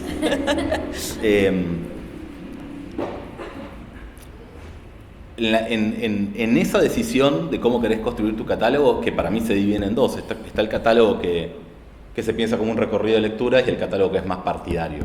No partidario puede ser necesariamente un partido político, pero imagínate una iglesia publicando a Faure las 12 pruebas de la existencia de Dios. No va a pasar. O, no sé, el PTS publicando a Rawls. No va a pasar. A mí me interesa un catálogo que se muerda la cola. Es decir, nosotros hemos publicado a Cristian Ferrer, que es un sociólogo chileno, y a Lem, su primer libro de ensayos, para ir a justo un tema en particular. Y Lem tiene un poco, en el libro ese al menos lo esboza, tiene la teoría de la tecnología como un martillo. Vos agarrás un cincel y un martillo y podés cincelar el Miguel Ángel. Miguel Ángel era una escultura. Una obra hermosa. La piedad. O podés agarrar ese martillo y partirle la cabeza a la persona que tenés al lado. Dice, la tecnología depende de cómo lo usas. Y Ferrer te va a decir un poco más. Y mirá, cuando fueron los militares le pusieron la plata para ver qué pasaba con los rayos gamma y a partir de ahí los neutrones y demás, no iba también a la radiografía. O sea, la radiografía iba a salir de rebote, iba también a la bomba nuclear. Estaba financiando un militar. ¿Qué cree que pase? Bueno, yo no sé quién tiene razón, tengo mi leve inclinación, pero a mí me interesa un catálogo que tenga un recorrido de lectura. Y que entonces vos vayas leyendo. De hecho, nosotros publicamos mucho a Zizek y a Sloterdijk. No siempre estoy de acuerdo con ellos, son súper polémicos, pero siempre muestran un tercer argumento que no es el obvio. Y creo que un catálogo de no ficción te tiene que hacer pensar, te tiene que cuestionar. Voy a agregar algo. Ahí sí no te respondí, pero dice la compañera. Dos cosas. Por un lado, Víctor mencionó algo sobre un género que se va convirtiendo en el género más leído, y acá hay un concepto que es muy interesante, que forma parte de este ecosistema del libro, siempre volviendo al tema, que es la creación de lectores. Es decir, cuando la actividad editorial va creando al lector que puede recibir y que recibe con gusto y que cada vez crea una demanda de ese género. Cuando yo les hablé antes del libro álbum como género, pasó exactamente lo mismo. Este era un género que existía sobre todo en Europa, llevado adelante por grandes artistas, y que se convierte aquí en un género popular adentro del mundo de los libros para niños y niñas. Y eso es porque se creó un lector que lo recibe. Los primeros libros que se publicaron en el género álbum, no se entendía si eran libros para niños, en qué lugar de la biblioteca había que ponerlos, cómo se leía, por qué tenía tan poco texto, qué era lo que había que leer. Luego se convirtió en un género popular. Eso se llama creación de lectores y es propio de la actividad editorial. Por otro lado, iba a decir algo fundamental ahora. Él tenía una pregunta, sí. Sí, no, igual ahora voy a la pregunta. No, por otro lado, segundo comentario que es, el trabajo de una editorial se mide en el tiempo. No hay editoriales de 5 años a las que una ya pueda juzgar. ¿Por qué? Porque en la editorial, sobre todo vamos a hablar de las editoriales que tienen detrás un editor que va eligiendo su catálogo, pensando sobre... en el fondo son proyectos intelectuales también. Y están muy llevados por las lecturas de los propios editores o publishers. Entonces, vos podés ver en ese catálogo también el circuito de lectura de ese editor. Y cómo se ha ido moviendo por los géneros, y qué ha ido buscando, y cómo ha ido encontrando ese catálogo que representa mejor su lectura. Un proyecto de catálogo finalmente es un proyecto de lecturas, porque lo que se publica y lo que se busca amplificar es el propio gusto. Entonces, un catálogo, cuanto más está guiado por un editor que lleva un recorrido intelectual de lecturas, más sólido lo ves, pero solidez no significa necesariamente identidad, ¿no? Solidez puede ser un proceso de lectura, es un proceso de búsqueda. Vamos a pensar en el catálogo del que es de ensayo o en el catálogo mío que es infantil. Es un proceso de búsqueda, ¿no? Pasamos del libro álbum a un libro de otro tenor, buscamos otro tipo de textos, libros híbridos donde se combinan discursos explicativos con discursos narrativos o ficcionales, ¿no? Y hay una búsqueda que tiene también que ver con la intuición del editor en relación con sus lectores y con los lectores que ha ido construyendo en el tiempo y, ojo, cómo otras editoriales han ido también moviendo la rueda de la lectura, porque no es uno solo el que opera. Sí. Quería preguntar algo que queda con la gente de lo que era el ecosistema del libro, que es las instituciones educativas. Chan.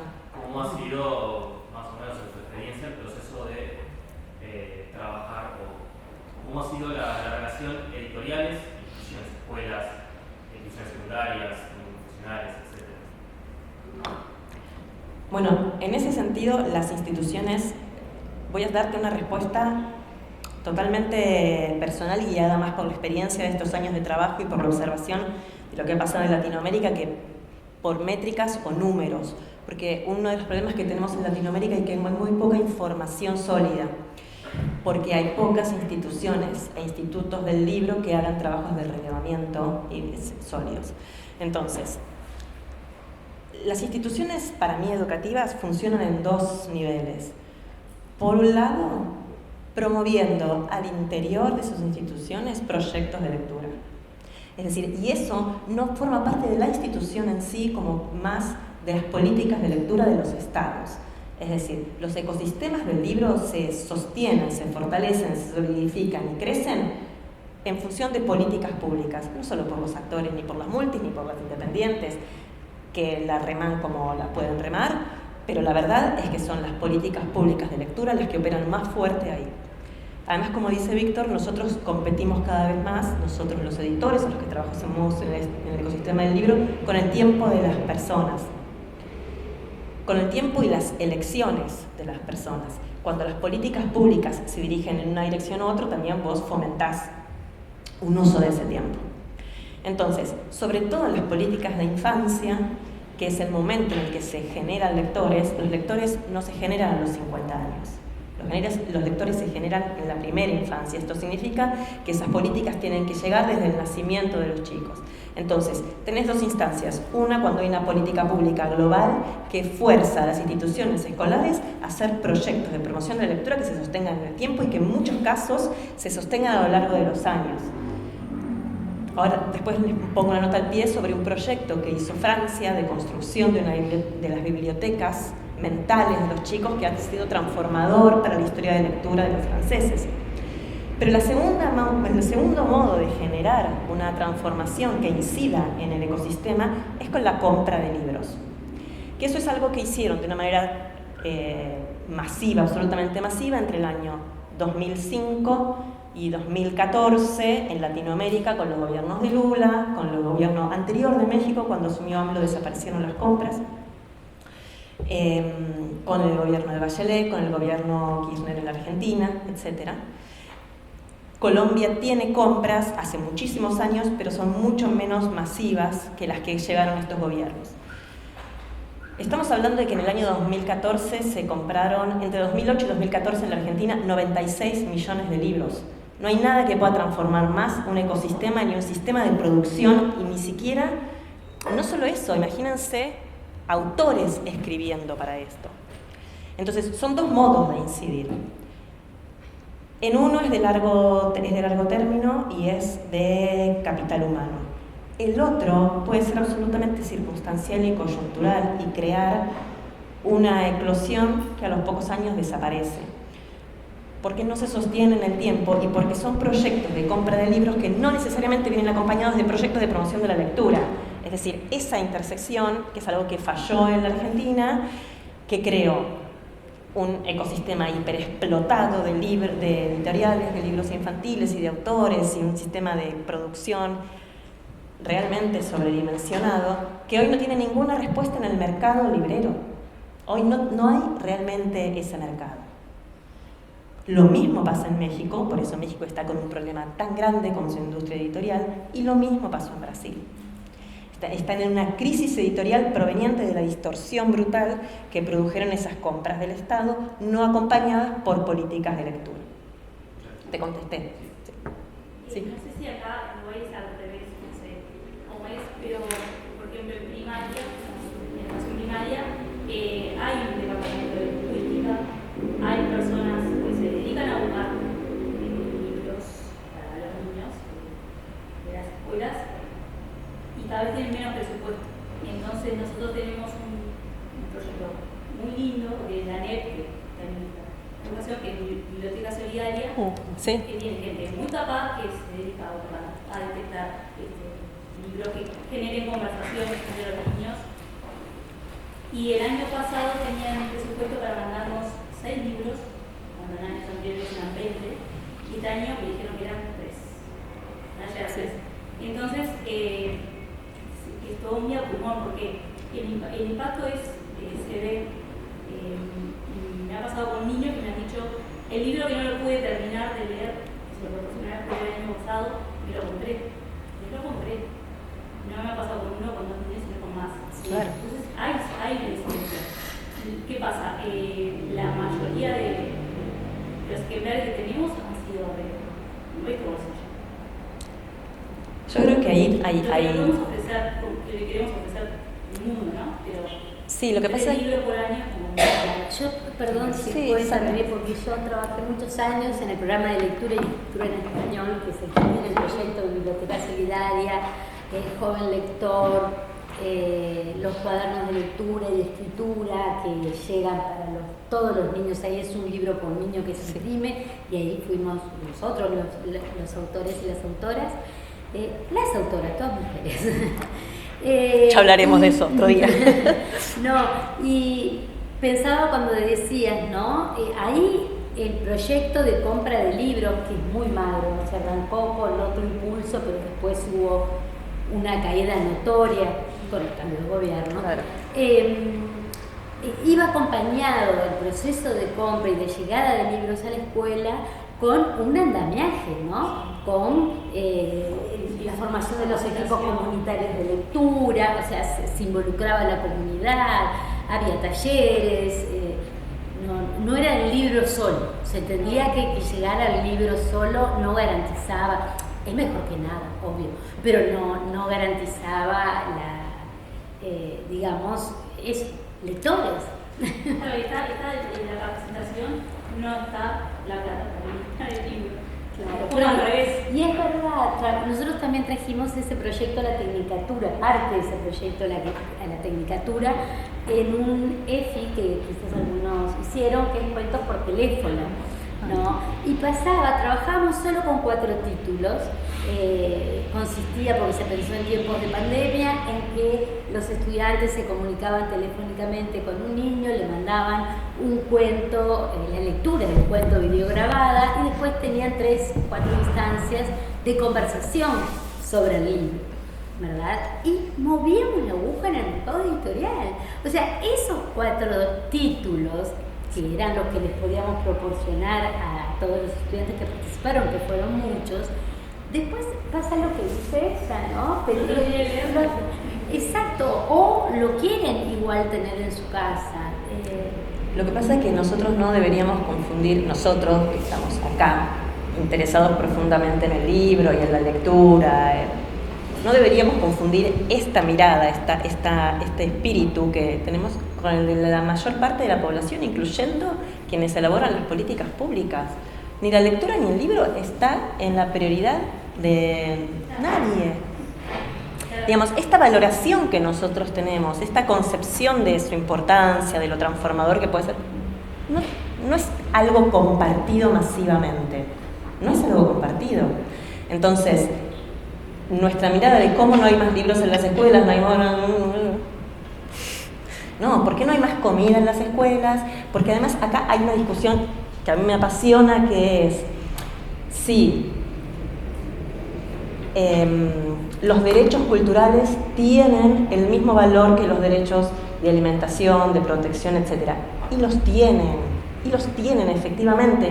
No hay ningún niño que se pueda desarrollar con normalidad sin palabras, sin lecturas, sin libros, ¿sí? Cumple la misma función en su desarrollo que una alimentación sana.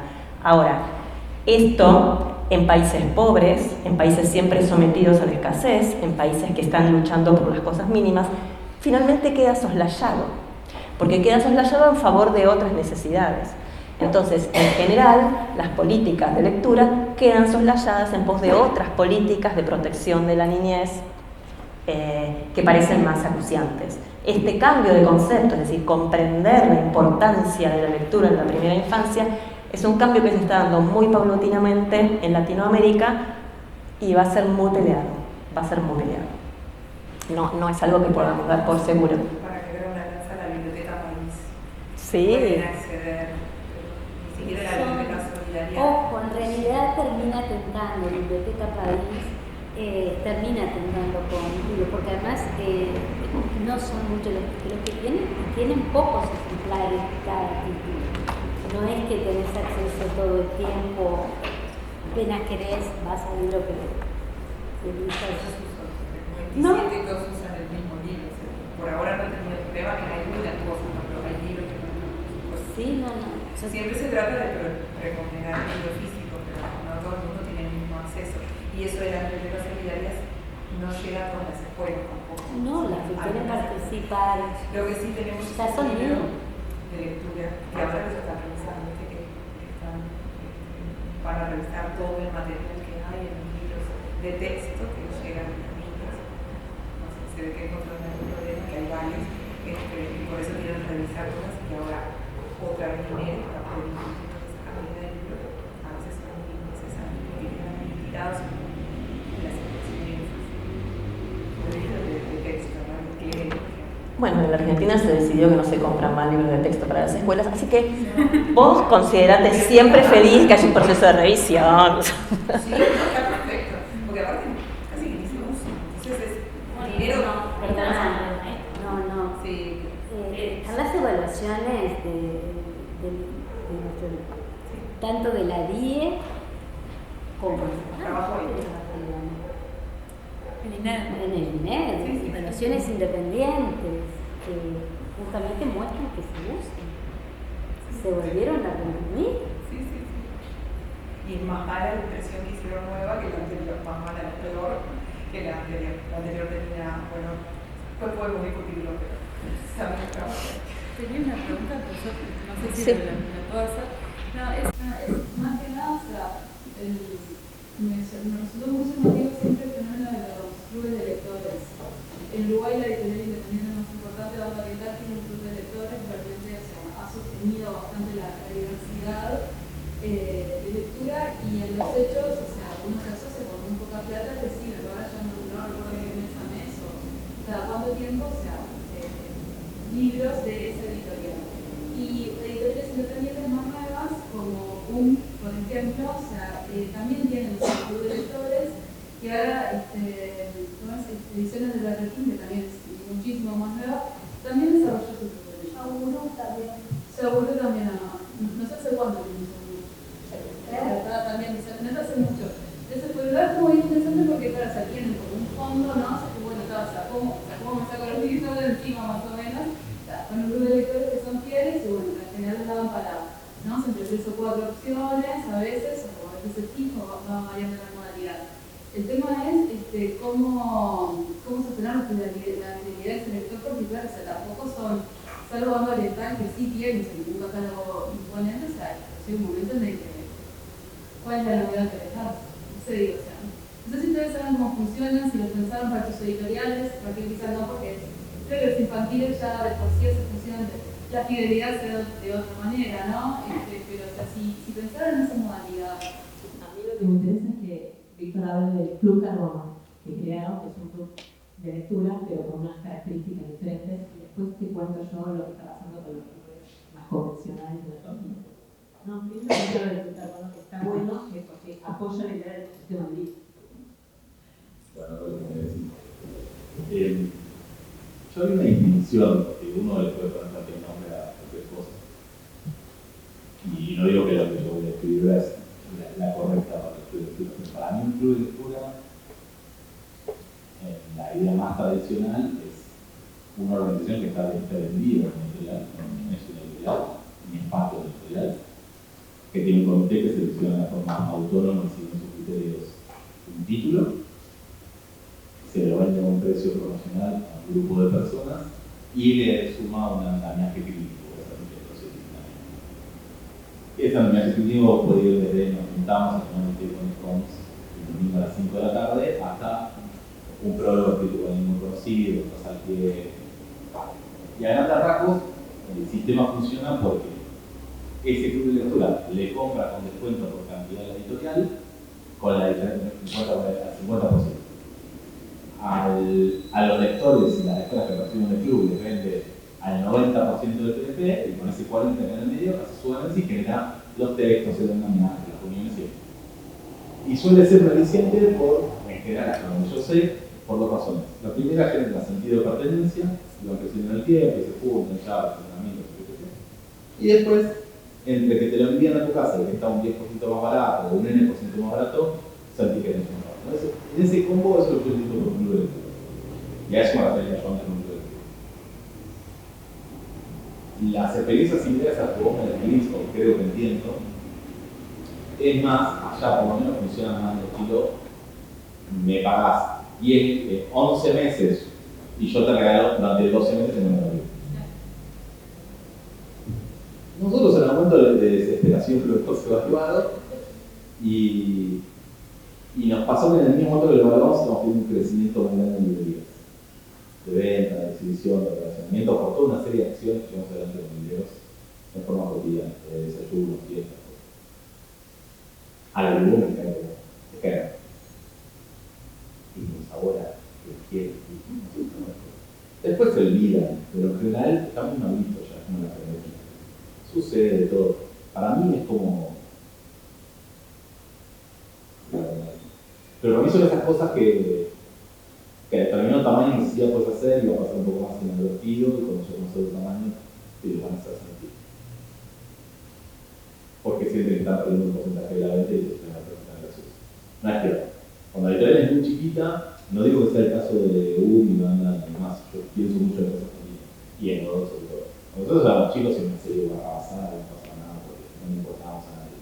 Cuando ya tomamos cierto tamaño y representó un porcentaje de venta en la librería, ya no es nada gracioso. Te llegan avisos, te llegan está bueno, de tal cosa, de verdad. Entonces nosotros en particular no lo contemplamos. Por ejemplo, yo soy particular. Sí, trabajamos un montón con clubes de lectura. Y los invitamos a desayuno, los invitamos a desayuno, nos con ellos. A los grandes los invito personalmente a un café, por otras penales, y los libros son amigos y todo. Yo no quiero que quede como que la venta no me importa, la venta es fundamental. Trato de hacerlo, pero por esos canales. Nosotros tratamos de mantener un poco más la lógica española donde el editor edita y publica, el libro lo vende, tiene un sitio online donde vende, donde viene para mis estándares, pero trato de mantener esa lógica y no pisarle la venta a ninguno de los sistemas. No digo que no sea el problema, ese sea el problema de la edición contemporánea, pero tratamos de mantenernos después de esa manera. Cuando el libro se llama Carbono, por dos razones, la distribución es algo sucio, pero no es el caso. Vos paseás al editor o la editora por 10 librerías, el mes está exhibido y la edición no y se cae es algo sucio por las cajas, nos parece que el carbono tiene que ver con eso. El carbono es uno de los elementos de la vida y el carbón, bajo la suficiente presión, se convierte en diamante. Yo creo que la distribución, bajo la suficiente presión, pasa a ser el gran diferencial y rompe el techo de cristal por el carbono. Cuando la arrancamos, digo, ¿qué vamos a hacer? Vamos a filmar moviendo cajas, haciendo videitos, la moda del momento, no sé, un filtro de Wes Anderson, de lectura, no. Hicimos un club de lectura. El tema era que una distribuidora que considera a las librerías sus aliadas no puede hacer un club de lectura donde le compra barato a los editores y le vende directo al lector. Entonces lo que hicimos nosotros en ese momento nos sirvió mucho porque la editorial pequeña está condenada a ser trascendente, tiene que hacer todo para romper eso. Nosotros teníamos un montón de autoras y autores que no conocían a nadie. La librería tampoco nos conocían un montón a nosotros cuando arrancamos. Entonces lo que armamos fue, fue un andamiaje. Todos los domingos te llega a la mañana, en el día que estás scrolleando en Instagram, un mail que es parte de una secuencia de 4, que fue escrito por Enríquez, Visitras, una serie de escritores de Argentina, sobre la lectura del mes. La lectura del mes la compras en librería. La librería la regalamos a los exhibidores, y eso fue creciendo a tal punto que tenemos hoy suscriptores en Noruega, que son argentinos que van a vivir ahí y demás, consiguen el libro digital, se hacen eventos cada cantidad de meses, una merienda con autoras y autores que viste para que charlas con ellos, con ese café, etc. De hecho, en plena pandemia leímos una novela que se llama Los Sorrentinos y armamos algo, esa boludez que nos hacer nosotros, que obviamente no es rentable, que el miércoles vos te suscribías a un formulario Google Form y los galgos, que es un bar histórico de ahí, el sábado te mandaba una caja con sorrentinos frisados y la salsa frisada. Y vos el domingo a las 10 ponías el agua a hervir, a las 10:30, a las 11 tirabas eso, y a las 12 te sentabas enfrente de un Zoom a hablar de la novela Sorrentinos, todos comiendo sorrentinos a través del Zoom, con el flaco que editó, que lidera las cosas, charlando. ¿Por qué? Porque nos pedían que nos encontremos, porque realmente también aprovechamos, porque todo lo que hacemos tiene un filo comercial, y le pedimos a todos los editores de la distribuidora, que escriban una carta donde cada párrafo represente los libros nuevos que van a vender y que convenzan a los suscriptores. Nosotros las imprimimos y las poníamos adentro, que así después votaban y que el mes que viene iban a votar, porque para nosotros es importante la autoría y que alguien elija, somos medio autoritarios. Pero esta vuelta decimos, bueno, estamos en pandemia, en respiro, eligieron se denominan cluberes. Sí. Los cluberes eligieron el libro que iban a leer después de ese almuerzo. Y la distribuidora vive haciendo estas clubes, que nosotros nos efectivos. Y ese es el club de lectura. No compramos los libros porque las librerías son nuestras aliadas y mandamos a gente. Y con los exhibidores lo que dijimos a los libros fue: si vos ves que vienen más de 2 a pedirte el libro, sabés que es por esto y recomendá el libro. Después, el mes que viene, recomendá el libro que sigue.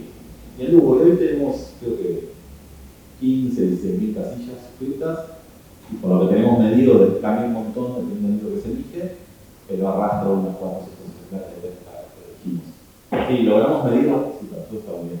Nosotros todo el logramos medirlo cuando sí, hicimos uno de fondo, eligieron, porque lo que empezamos a hacer ahora es que antes los suscribía todos los mails y dijo, y ahora bueno, los suscriben periodistas y demás, y eligen qué libro quieren hacer, y uno eligió un libro que está en la verdad hace tiempo, y claro, teníamos 4 meses de venta estable, y de golpe vino el club, el mes anterior, el mes durante y el mes después, son del club, porque hay gente que viene más tarde, haciendo entrevistas de calidad, descubrimos cada cosa. Te digo, si el domingo lo leo, me quedo libre. No todos los seres humanos funcionan. Bueno, mediante esos 3 meses, más o menos te da todo el de venta y eso es bueno. Hicimos 1 millón de fabulas, pero no todo. Lo que me parece interesante del Club Carbono es que utiliza la misma librería como punto de venta, y entonces en lugar de hacer un circuito como más autista, cerrado, abre al resto del ecosistema. También sumando especialistas y lectores, etc. Como siempre, el punto de venta es el punto crítico del asunto. En la Argentina, en los últimos años, sí hubo como una inclusión de los clubes de lectura de libros para niños. En particular, uno en particular muy grande, que se llama Lecturita. Tomaron el modelo de Lecturiña, que es un club brasileño, y empezaron sí, justo con la pandemia. La pandemia generó un gran tema en ese sentido, y también del tipo de consumo de libros. Después, ahorita un poco para atrás, pero empezó a crecer un montón, tenía un plan de negocio muy interesante, muy bueno, y compraba muchísimo las editoriales. Junto con ellos llegaron otros clubes de lectura. El único que sobrevive realmente con cantidad de ejemplares es Lecturita, pero se convirtió inmediatamente en editorial. Y entonces publica sus propios libros. ¿Por qué? Porque rápidamente hace una tirada que responde a su demanda, entonces queda todo el negocio adentro del sistema. Por supuesto tienen ventajas eso, porque quien es suscriptor del club dice, bueno, pero al final me está dando un solo catálogo, una sola mirada, antes era mucho más variado, ¿no? Ahora no tengo biodiversidad, está la misma mirada de una editora, una publisher, que también es que dirige el club. Y al mismo tiempo, esa publisher, y esto es interesante para todo lo que comentaba ella, también busca productos con un lector incorporado dentro de su cabeza. Ese es el club. ¿Sí? Las mamás tienen libros de tal tipo, entonces no toco esos temas, ¿no? Porque después vienen y me dicen que no me gustó esto, estas informaciones no me gustan. Entonces, cuando tenés poca amplificación, porque tu grupo es chiquito y cerrado así, también tenés menos lectura propia de cuáles son los lectores y cuál es el mundo al que le estás hablando. Entonces, en ese sentido, el Lecturita se convirtió en un jugador muy importante dentro del ecosistema de libros infantiles. Primero, te compra montos muy grandes, te hace compras significativas, te imprime libros para el Lecturita. Segundo, porque empezó a hacer sus propias publicaciones y no solo ahora vende en su club, sino que vende en las librerías, se postula a las compras del Estado, se da la Feria de Bolonia. Y las librerías dicen, ¿qué pasó? ¿Por qué existen estos clubes que se llevan los 5.000 libros que venden ellos, no los venden yo? Y ahí es el comentario interesante, que es, quien se suscribe a un club de lectura de estas características no es un visitante de librería, es alguien que está eligiendo una curaduría que considera que prefiere no hacer el mismo. Entonces, ese mismo lector probablemente no vaya a la librería a elegir otras cosas, no sea un consumidor de la librería, no sea un comprador, sea exclusivamente un comprador de club. Esa circunstancia se da bastante. Hay otro club que se llama Club de Lápiz, hermoso, que acompaña libros con propuestas pedagógicas para las familias. Armamos una valijita y armamos materiales para jugar, stickers, propuestas de lectura, cruces temáticos más interesantes, y está creciendo también, pero claramente no es el mismo lector que el Lecturita. ¿Sí? Ese es un lector de otro tipo de preocupación por las finanzas. Los dos se sostienen muy bien. Los otros clubes de lectura que había libros infantiles murieron completamente, porque, a diferencia de lo que mencionaste, no es una cuota baja. Es el valor mínimo, el valor del libro de mercado. Primero, porque tenemos ley de precios fijos. Entonces, es que se puede jugar en el contexto. Y segundo, porque no hay costo para hacer la compra y además tener la calidad de hacer el negocio. En adultos hay mucho diferente con cada sí, puede ser sin número, pero en adultos no, quizá la suscripción es más baja, la suscripción fija puede llegar a ser más baja que la de libros. Dentro de la discusión, si eso se da de ese informe.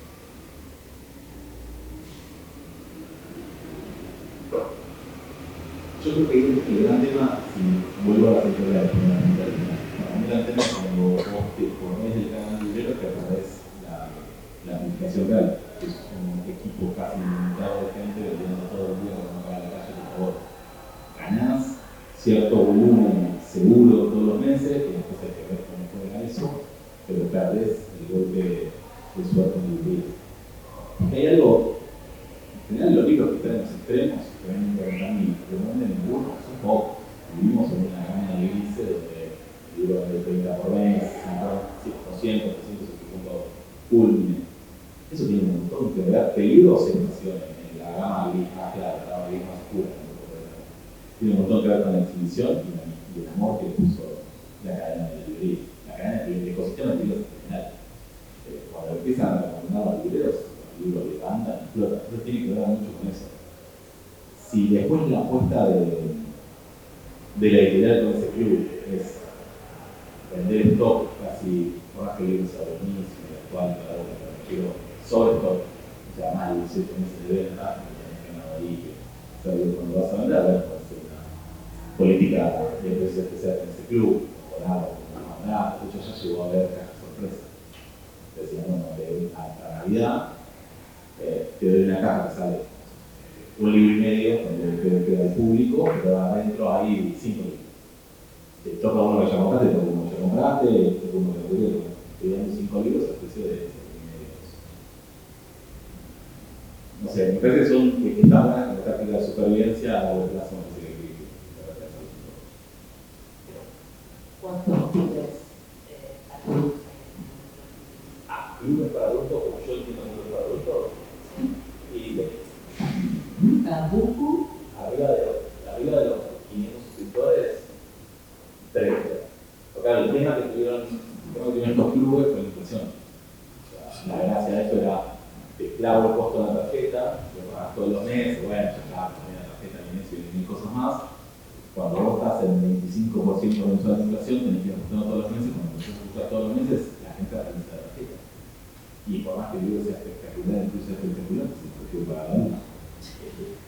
Entonces van dando de baja. Entonces vos tenías segmentos muy distintos, algunos clubes estacionados en los 2.300 ejemplares, que van todas, la es importante. Después tenías una gama entre los 800 y los 500, y después más abajo de eso hay infinidad, pero 30, pero que van de los 50 ejemplares a los 200. Y muchos de los que son de 50 ejemplares son librerías, que tienen su libro de lectura. O sea, las librerías no tienen actividad tampoco como la gente. Entonces, por eso también, cuando cruzás la línea de vender vos, como editor o editora, te metes en el espacio de Hay algo igual muy interesante, una función muy interesante que cumplen los clubes es que en países como la Argentina, ¿no? Porque el territorio es mucho más pequeño, hay multitud de ciudades que no tienen una sola librería, para nada. Entonces, ese club de lectura sí está respondiendo a una necesidad. Cuando hay muchas librerías en las ciudades como Buenos Aires, el club de lectura para un lector es otra clase de consumo. Pero ciudades de 100.000 habitantes, 250.000 habitantes, menos y más, sin una sola librería hay un montón. Entonces, ese club de lectura cumple ahí una función. Si es un solo sello, es un solo catálogo. ¿Te contestamos? No, pero no quiero escuchar. No, yo tengo, nos quedan pocos minutos, pero ¿no? Porque quiero preguntarte algo sobre por qué creaste la Feria de Editores. Ay, no quiero contestar nada, pero para que no tenés respuestas para por qué creaste la Feria de Editores. Claro, ¿todos conocen la Feria de Editores? ¿Saben de qué estamos hablando? No. La Feria de Editores, hoy por hoy, es un galpón enorme con muchas mesas, donde todos tienen la misma numeración, solo van editoriales independientes y tiene que atender sí o sí el editor o la editora, la librería, la distribuidora, no hay autores, eso lo vamos a pasar, los autores independientes. El criterio de fondo es que tiene que ser una editorial en la cual, si se muere el editor o la editora, el catálogo cambia. Todos podemos imaginar que los editoriales, si se muere, es más capaz. Esa feria empezó hoy no, el año pasado, en la última edición, fueron en 4 días 22.500 personas y calculamos 85.000 libros vendidos, unas 340 editoriales, para dar una poco de idea de la feria de lo que es hoy. La feria arrancó hace una década atrás, un poco más, en el bar comunitario de una radio, de FM La Tribu, que era donde hacíamos las pasantías de radio nosotros, con 20 mesas y 20 sillas, que fue lo que nos prestaron porque no nos podíamos pagar. Y nos encontró un nivel, durante 5 años eso ahí, fue creciendo paulatinamente, era gratis, era la gorra, la plata que ponían los editores según la venta que habían tenido, se lo dábamos a la radio, porque lo dábamos a la basura, le armábamos íbamos 2 horas antes, teníamos 20 minutos para tomarnos una cerveza y en 1 hora 40 la armamos. Hoy alquilamos un espacio de 5.200 metros cuadrados y alquilamos 3 días solo para la preproducción de la feria. ¿Por qué la armamos? Cuando la armamos, la Feria Internacional del Libro de Buenos Aires no admitía stands conjuntos y una editorial pequeña podía tenerlo por separados. De hecho, al día de hoy no es rentable y todos estamos agrupados en tipos de editoriales y además de eso, que creo que a día de hoy se mantiene, la oferta cultural de la feria estaba muy pensada para Mario Vargas Llosa. La sala sale carísimo, si no tiene sentido, o una institución privada que tiene plata y quiere por alguna razón hacerla y bueno, aquí. Entonces, como ese espacio no existía, éramos completamente irrelevantes en librería, creo que hacíamos un boom, pero realmente éramos completamente irrelevantes en librería, éramos un estudio que era ineficiente, por ser muy diverso. Armamos la feria para poder tener contacto directo con las lectoras y las lectoras, para que nos den feedback sobre todo. Ahí aprendimos sobre tamaño tipográfico y demás cuestiones. Hoy la feria además, no digo que está politizada, pero sí tiene ser trabajadas ideológicas en cuanto al campo. Entonces, por ejemplo, las actividades, si bien no se cobran, tienen que ser de al menos entre 2 o 3 editoriales. No pueden participar en un rol primordial autoras o autores que no publican las editoriales que están dentro de la feria. O sea, si es una autora o autor que está de moda, que es una publicación independiente, no vas a tener charla. Lo cual en un principio era casi un chiste interno, y hoy habla de los sectores que me parece buenísimo. Tiene que haber un solo espacio que gobernar por los pobres y por los ricos. Eso es la feria. Bueno, en el medio de la feria estamos haciendo muchas cosas que nos parecen que estaban buenas. Este año no, desde hace 3 años que hacemos un fellowship, un programa de intercambio, donde traemos todo con cupo, pero un editor alemán, cupos que he pedido, pero un alemán, un francés, un español, un colombiano, Colombia es casi europeo, colombiano y un brasileño. Y la idea es que tenemos con cualquier fellow paseando una semana por Argentina, cuando llegan tus jóvenes, que son los principales investigadores del país. El libro les da una especie de clase de tirada media cantidad de librería que pasa ahí. Y después están toda la semana teniendo almuerzos y cenas con autores, autoras, otros editores. Y en general se contratan libros en español para traducir sus respectivos idiomas o consiguen contratos de distribución y demás. Lo otro que hicimos fue un premio a la labor librera, porque en Argentina había uno que hacía la Fundación del Libro, que tenía una plaqueta, nuestro premio de $1 millón, más 50%.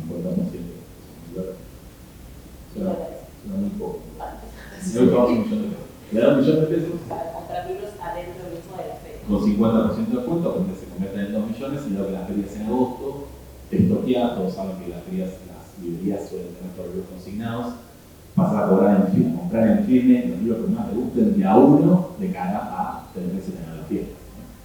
Y lo otro que ha tenido ese premio, que para mí ha sido lo más interesante, es una librería de Tandil, que siempre nos carga porque bueno, 3 ediciones del premio. Tandil es una ciudad pequeña.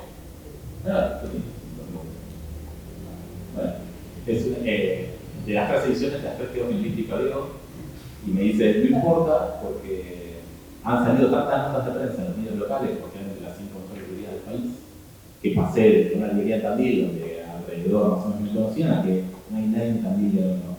Y ahora tiene una columna en la radio de Tandil con una literatura, etc. Tenía un poco esa impresión del premio.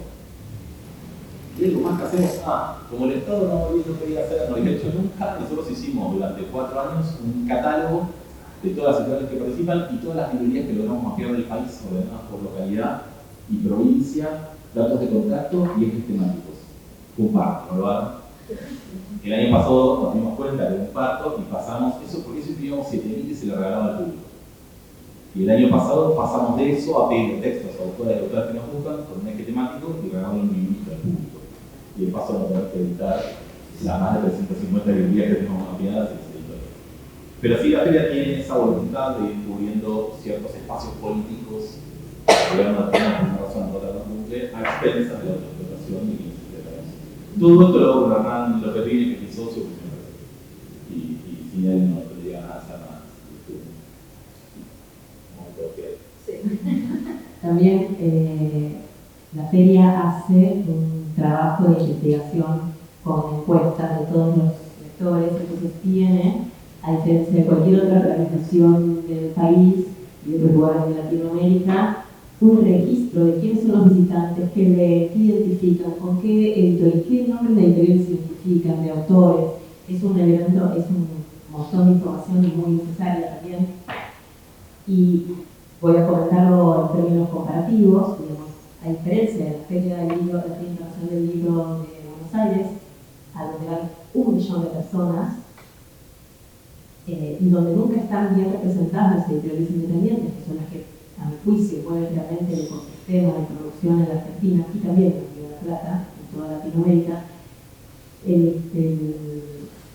La política de exhibición que tiene la Feria del Libro de Buenos Aires es de show, digamos, de gran espectáculo. Entonces los stands son muy caros, es muy difícil de sostener. En general el visitante es un visitante que compra libros una vez al año. Entonces tiene una mirada y una expectativa de visitar la feria muy distinta que la que tenés cuando vos vas a la feria de editores, donde realmente no hay un solo vendedor que no sea el editor, hablas con el editor sobre su catálogo. Es una feria para lectores, y es una enorme diferencia en relación con la otra. Es una ebullición absoluta, es como un evento cultural de enorme relevancia, a diferencia de otros eventos culturales relacionados con el libro, ¿no? Porque está el editor mismo visitando a su lector. A mí me gusta decirlo al revés, es el lector el que se encuentra con su lector. Y eso hace una enorme diferencia y también expone cómo funciona el ecosistema del libro en Argentina. Visitado todos los que participan de ese evento. Otra cosa interesante que se ve ahí es que ¿qué porcentaje de editores? Ahora, ¿qué porcentaje de editores vive de su editorial y qué porcentaje de editores tiene otros trabajos además? Solo el 20% vive. Más que de editorial, ni de definición de.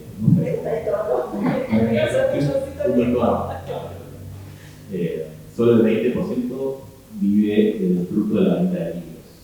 Pero me acuerdo mucho que una escritora en Argentina, cuando estaban entrevistando, dijo: yo vivo de literatura. ¿Qué? ¿Vendés tantos libros? No. Gracias a que publico libros, tengo un taller donde le cobro mi salud. Doy conferencias de no sé dónde. Hago no sé qué otra cosa. Todo eso es por la literatura. Entonces, como alguien podría bien aducir eso, yo digo que fruto de la venta de libros el 20% menos. El otro dato de este tipo de lectores, que es muy particular, porque el 90% está en la universidad, haciendo su carrera de grado, o está haciendo un posgrado. Y el 10% que queda, que tiene estudios secundarios, corresponde al rango etario de gente que está en el secundario. Como está hiperescolarizada, el 50% de la gente que va que tiene su propia casa, y no sé si es el mismo 50%, pero el 50% no tiene hijos. Yo imagino que los que coinciden en no tener hijos y tener su propia casa son multimillonarios. Eso comprendamos bien. Y tiene tiempo para leerlo, por supuesto. Claro. Bueno, entonces, agosto 8, 9, 10 y 11 en la Ciudad Autónoma de Buenos Aires, en Corrientes y Borrego. Es entrada libre y gratuita, es otra gran diferencia de la feria. Nosotros cuando hacemos un salto al Conex, que es un lugar muy paradigmático, allá que está como la meca de lo cool, la feria de la ciudad re cool, cuando nos conocen a Ryan a mí, se les cae a pedazos todo. El Conex nos dice: si me dejas cobrar la entrada, yo les doy el lugar de la mesa. Y el Conex no me dejó. De hecho, era mucha plata. Y decidimos mandar las feria. Y este fue un problema, porque cuando decís: yo no me vendo con nada, y nadie te quiere comprar, y es fácil, hay tentación alguna. No, te quieren comprar, no te vendés, es un poco más interesante. Nosotros igual estamos a la venta, pero nadie quiere pagar lo que queremos. No es que no trabajamos por eso. No hacemos lo que queremos. Nos quedan, igual yo después les pongo un aviso a todos de cuando la feria para que la visiten, es muy importante, muy interesante ver catálogos reunidos, muy particulares, con mucha elección, con mucha mirada de los editores, vale mucho la pena. Nos quedan poquitos minutos, ¿quedaron preguntas?